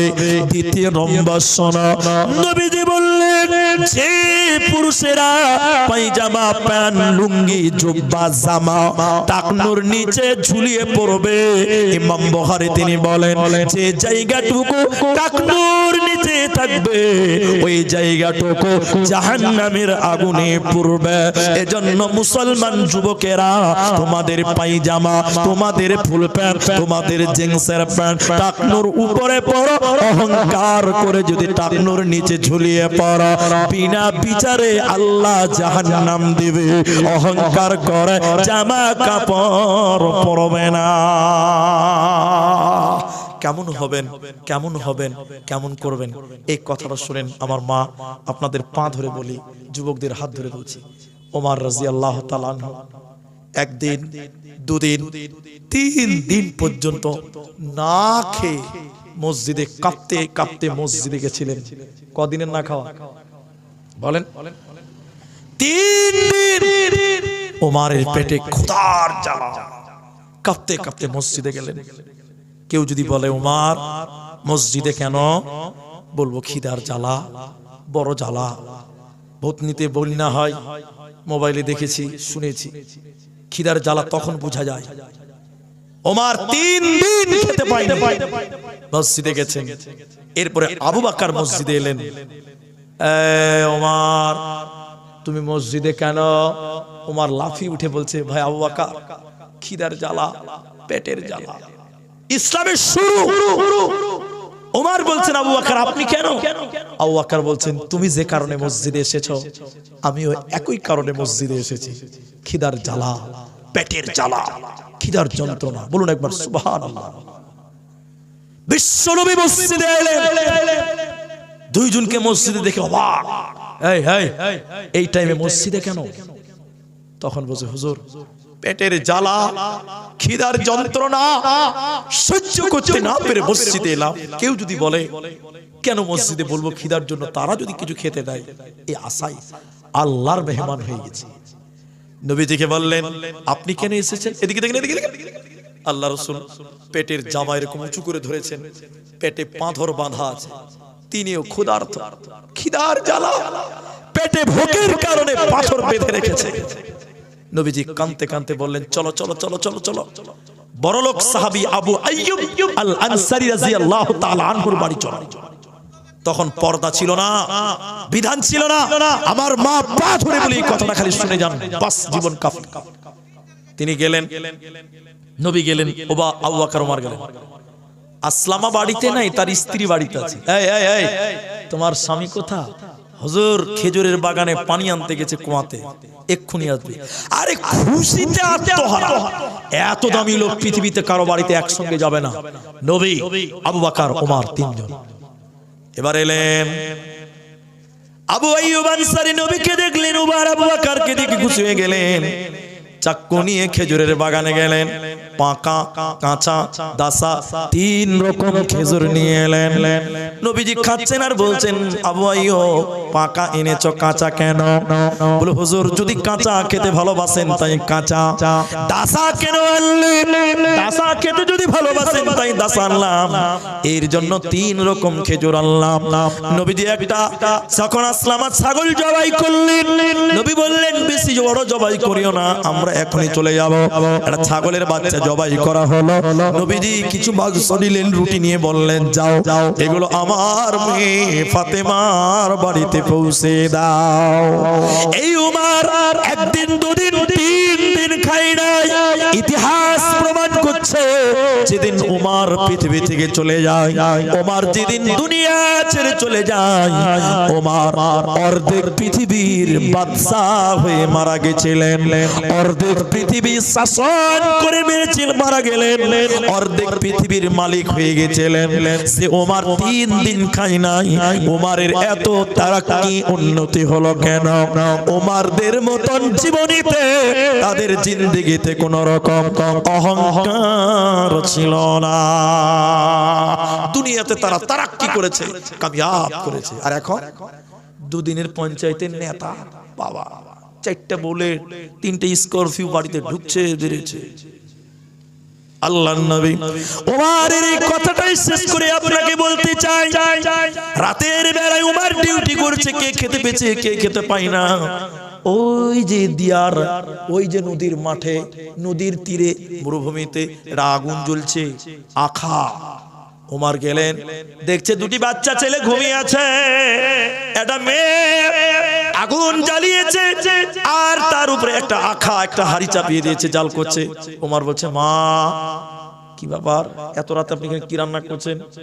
মেয়েটা কাঁদতে কাঁদতে বলছে, আমিরুল মুমিনিন ওমর, আপনি 3 দিন দেশে ছিলেন না, যুদ্ধে গেছিলেন, আমার কোন স্বামী নাই, আমার কোন গার্জেন নাই, আমার দুটি ছেলে ক্ষুধার্ত, আম্মু খেতে দাও, আম্মু খেতে দাও, আম্মু খেতে দাও। কি খেতে দিব? কিচ্ছু খেতে দিতে পারি না, আমি কোনো ভাতা পাইনি, 3 দিন থেকে কোনো খাওয়া নাই। ছেলেদেরকে বললাম, বাবা ঘুমিয়ে যা, আমি রান্না করছি, রান্না হলে তোদেরকে তুলে খাইয়ে দেব। ওমর হাড়িতে, আল্লাহর কসম কিচ্ছু নাই, হাড়িতে পানি আর পাথর দিয়ে মেয়েটা জাল করছে ছেলেদের সান্ত্বনা দেওয়ার জন্য। তোমরা ঘুমিয়ে যাও, ঘুম থেকে উঠলেই খাবার তোমাদেরকে দিব সান্ত্বনা দেওয়ার জন্য। হযরত ওমর চোখের পানি মুছতে মুছতে বাইতুল মালের কাছে গিয়ে বললেন, আসলামা খেজুর আটা রেডি করে দাও, আমার মাথায় চাপিয়ে দাও। আসলামা বলেন, হুজুর আমি তো খাদেম, আমি নিয়ে যাব। আসলামা বলছে, বন্ধুরে ওই ছেলেগুলো 3 দিনের না খাওয়া, মাটাও 3 দিন না খাওয়া, এর জন্য কিয়ামতের দিনে তোমাকে জবাব দিতে হবে না, আমি ওমরকে আল্লাহর কাছে জবাব লাগবে। অতএব মালগুলো আমার পিঠে চাপিয়ে দাও, আমি নিজে তাদের খাবার বানিয়ে দিব। ওমরের মতন নেতা পৃথিবীতে তার কোনো অহংকার ছিল না। বলুন সুবহানাল্লাহ। এই ছিল নেতা, তাদের জীবনে কোনো অহংকার ছিল না। জেরুজালেম যেতে হবে 3 মাস লাগবে। ক মাস লাগবে বলেন? তো তখন তার বুলেট ট্রেন ছিল না, বন্দে ভারতও ছিল না। বন্দে ভারত তো মোদি নিয়ে এসেছে। জি ভাই। এবার উমর বলছে, আসলামা উটটা রেডি করো, 3 মাস যেতে হবে, 6 মাস যেতে হবে, 8 মাস যেতে হবে, 2 মাস যেতে হবে, দূরের রাস্তা। এখন দেখছে উমর মালিক, উপরে থাকবে কে? উমর। আর গোলাম টানবে উটের রশি। একটা লোক যদি 3 মাস উটের রশি ধরে টানে, ও মরবে না বাঁচবে? মরে যাবে, না হলে তো হাত মরা হবে। জি ভাই। ওমর উটের উপরে উঠেছে কিছুক্ষণ, এই, থাম। আসলামা ভয়ে দাঁড়িয়ে গেছে। আসলামা বলছে, হুজুর বলেন। ওমর নেমে বলছে, আসলামা রে, উটের উপরে তুমি একবার চেপে যাও, আমি ওমর উটের রশি ধরে টানবো। সুবহানাল্লাহ। গোলামকে উটের উপরে উঠিয়ে দিলেন। এইরকম একবার উমার একবার গোলাম এরকম উঠতে উঠতে যখন জেরুজালেমের বর্ডার ঢুকছে, ওদেশের বাদশা মিলিটারি ফোর্সদেরকে বলছে, দেখো দেখো 18 লক্ষ বর্গ মাইলের বাদশা উমার আসছে, তোমরা ওয়েলকাম জানাবে, আহলান সাহলান মারহাবা জানাবে, সুস্বাগতম জানাবে। যখন উমার বর্ডারের কাছে গেছে, পালাক্রমে গোলাম উটের উপরে আছে আর উমার উটের রশি ধরে টানছে। ওদেশের মিলিটারি বলছে, আদব নেবেন জাহাপনা, আমাদের গ্রামে আমাদের শহরে আহলান সাহলান মারহাবান এইরকম ওয়েলকাম জানাচ্ছে। আসলামা উটের উপর থেকে হাউমাউ করে কাঁদতে কাঁদতে বলেছেন, ভাই ও ভাইয়েরা, আমাকে ওয়েলকাম জানাবেন না, আমাকে সুস্বাগতম জানাবেন না, আমি তো ওমর নয়, আমি হলাম গোলাম যিনি উটের রশি ধরে টানছে, তিনি 18,000 লক্ষ বর্গ মাইলের বাদশা, তিনি হলেন আমিরুল মুমিনিন হযরত ওমর ফারুক রাদিয়াল্লাহু তাআলা আনহু। তারা এই কেমন মানুষ? তখন ওমর বলছে, এই ভাই, আমাকে অরিজিনাল ভাবছো? আমি অরিজিনাল নয়, আমি তো ডুপ্লিকেট মাল, আমি তো কার্বন কপি, আমি অরিজিনাল নয়। আমাদের অরিজিনাল মানুষটার নাম সকলে মহব্বতে বলেন নবী মুহাম্মদুর রাসূলুল্লাহ। আমি তো ডুপ্লিকেট মাল, আমাকে দেখে অবাক হওয়ার কিছু নাই। এত বড় লোক ছিলেন, কিন্তু পৃথিবীতে অহংকার ছিল না। তাই মুসলমান, পৃথিবীতে গরিবকে বুকে চড়িয়ে নাও, অভাবীকে ভালোবাসতে শিখেন, দুর্বলকে সহযোগিতা করেন, সমাজের কাজে আগিয়ে যাবেন। খবরদার মানুষকে হিয়ানতি করবেন না, গরিবকে টিটকারি করবেন না, হচ্ছে আল্লাহ সহ্য করে না। এই মাটি আপনার বদদুয়া করে, এই মাটি ফেরেশতারা আপনার জন্য লানাত করে, আল্লাহ জান্নাত দেবে না, পাবে না, মিলবে না। দেন জলসার কাগজ দিন ভাইয়া, আধা ঘন্টা টাইম চেয়েছি, 15 মিনিট টাইম আছে। উঠবেন না, উঠবেন না, একদম উঠবেন না। দেখেন আপনারা আমার দিকে টেনশন থাকেন, দেন একটা দিন, একটা দিনই হবে। এখানকার তো এটা ও ভাইয়া, ও ভাইয়া এদিকে চাদর আজি বন্দে ভারত নাকি ভাই, ব্রেক কাজ করে না জি, এদিকে দেখছেই না ও। আচ্ছা ছাড়েন ছাড়েন ছাড়েন, আপনারা বসেন ভাই 15টা মিনিট। এই ছেলেগুলো, এই ভাইরা এই মসজিদে জালসা দিয়েছে, আমি 2.25 ঘন্টা থেকে বলছি আপনাদেরকে 15টা মিনিট বসতে বলেছি, এখন বসতে বলছি, পেশাব লাগলে উঠবেন না, বলেন ইনশাআল্লাহ। আর হাসছে গো, হ্যাঁ গাজাল বলবো, গাজালই তো বলবো ভাই। যদি বুড়া মানুষ হয়, প্রেসারের রোগী হয়, সুগারের রোগী হয়, তাহলে পেশাব লাগলে সর্বনাশ। কিন্তু চ্যাংরাদের কিছু হবে না, হবে জি? মনে করেন স্টেট বাসে বসে আছেন, স্টপেজ নাই, 10 মিনিট স্টপেজ নাই, 10 মিনিট পরে দাঁড়াবে, তখন পেশাব হবে, বলুন ইনশাআল্লাহ। একটু ইনশাআল্লাহ। যারা দাঁড়িয়েছেন দাঁড়িয়ে থাকেন, আপনাদের রাগ নাই, আপনার প্রতি কোনো রাগ নেই, গুসা নেই, দাঁড়িয়ে থাকেন। আপনারা এত দাঁড়াতে পারছেন, আমাকে অবাক লাগছে। দেন ভাই দেন, আমি টাকা চাইনি তাও দিচ্ছি, আলহামদুলিল্লাহ, মাশাআল্লাহ, আল্লাহ বরকত দিক। আরেকজন উঠে গেল জি পেশাবের কথা বলতে বলতে, জি বয়স হয়ে গেছে, সুগারের রোগী আছে মনে হয় না। শুনেন শুনেন, এই যে পূর্ণিয়াতে জালসা, আপনাদের এই পূর্ণিয়াতে রাত এখন তো 1টা বাজলো, হ্যাঁ 1টাতে একটা বক্তাকে দিয়েছে, বিহারে রাত সারা রাত জালসা, বক্তার টাইম 1 ঘন্টা। বিহারি বক্তাদের অবস্থা কি, মাশাআল্লাহ। দেখেন স্টেজে উঠেছে, বলছে আসসালামু আলাইকুম ওয়া রাহমাতুল্লাহি ওয়া বারাকাতুহু। বিহারি বক্তা, ওদের ব্যাপারটা আবার আলাদা। যে সালাম দিয়েছে, সামনে দিকতে একটা যুবক ছেলে, 22 বছর 18 বছর হবে, উঠছে, তখন বক্তা বলছে, এই লড়কা, এই এই এই পড়ো পড়ো, কাজ আর বলছে মুরি সাহেব, এটা মানে জানেন তো বাবজি, জানেন না, পেশাব করবে, পেশাব করবে। তো বক্তা তো আরো রাগে গেছে, আমি এখন 1 ঘন্টা বক্তব্য রাখবো, তুই আমার বক্তব্যের আগে তো পেশাব, বড় বড় বড় চলো বড় বড়, 1 ঘন্টা, সির্ফ 1 ঘন্টা গেলে বড় বড়, জোরে ধমক দিয়েছে। চাই পাচ্ছি আচ্ছা ভাই, 1 ঘন্টা পেশাবকে থামা যাবে বলে? বক্তা 1 ঘন্টা বক্তব্য রেখেছে, বক্তা এবার নামছে, আরেকটা বক্তা এসছে, সারা জালসা। এখন দেখছে একজনকে তো আটকে রেখে দিয়েছি, বক্তা কিন্তু মনে আছে, একজনকে আটকে রেখে দিয়েছি। বক্তা যখন নামছে তখন বলছে, এই লড়কা, এই বাবা, চলো ওঠো, চলো মাইনাস করনে के लिए চলো চলো। ওই যে মুলি সাহেব আর উঠে লাভ আছে, পেশাব করবি না, যা করার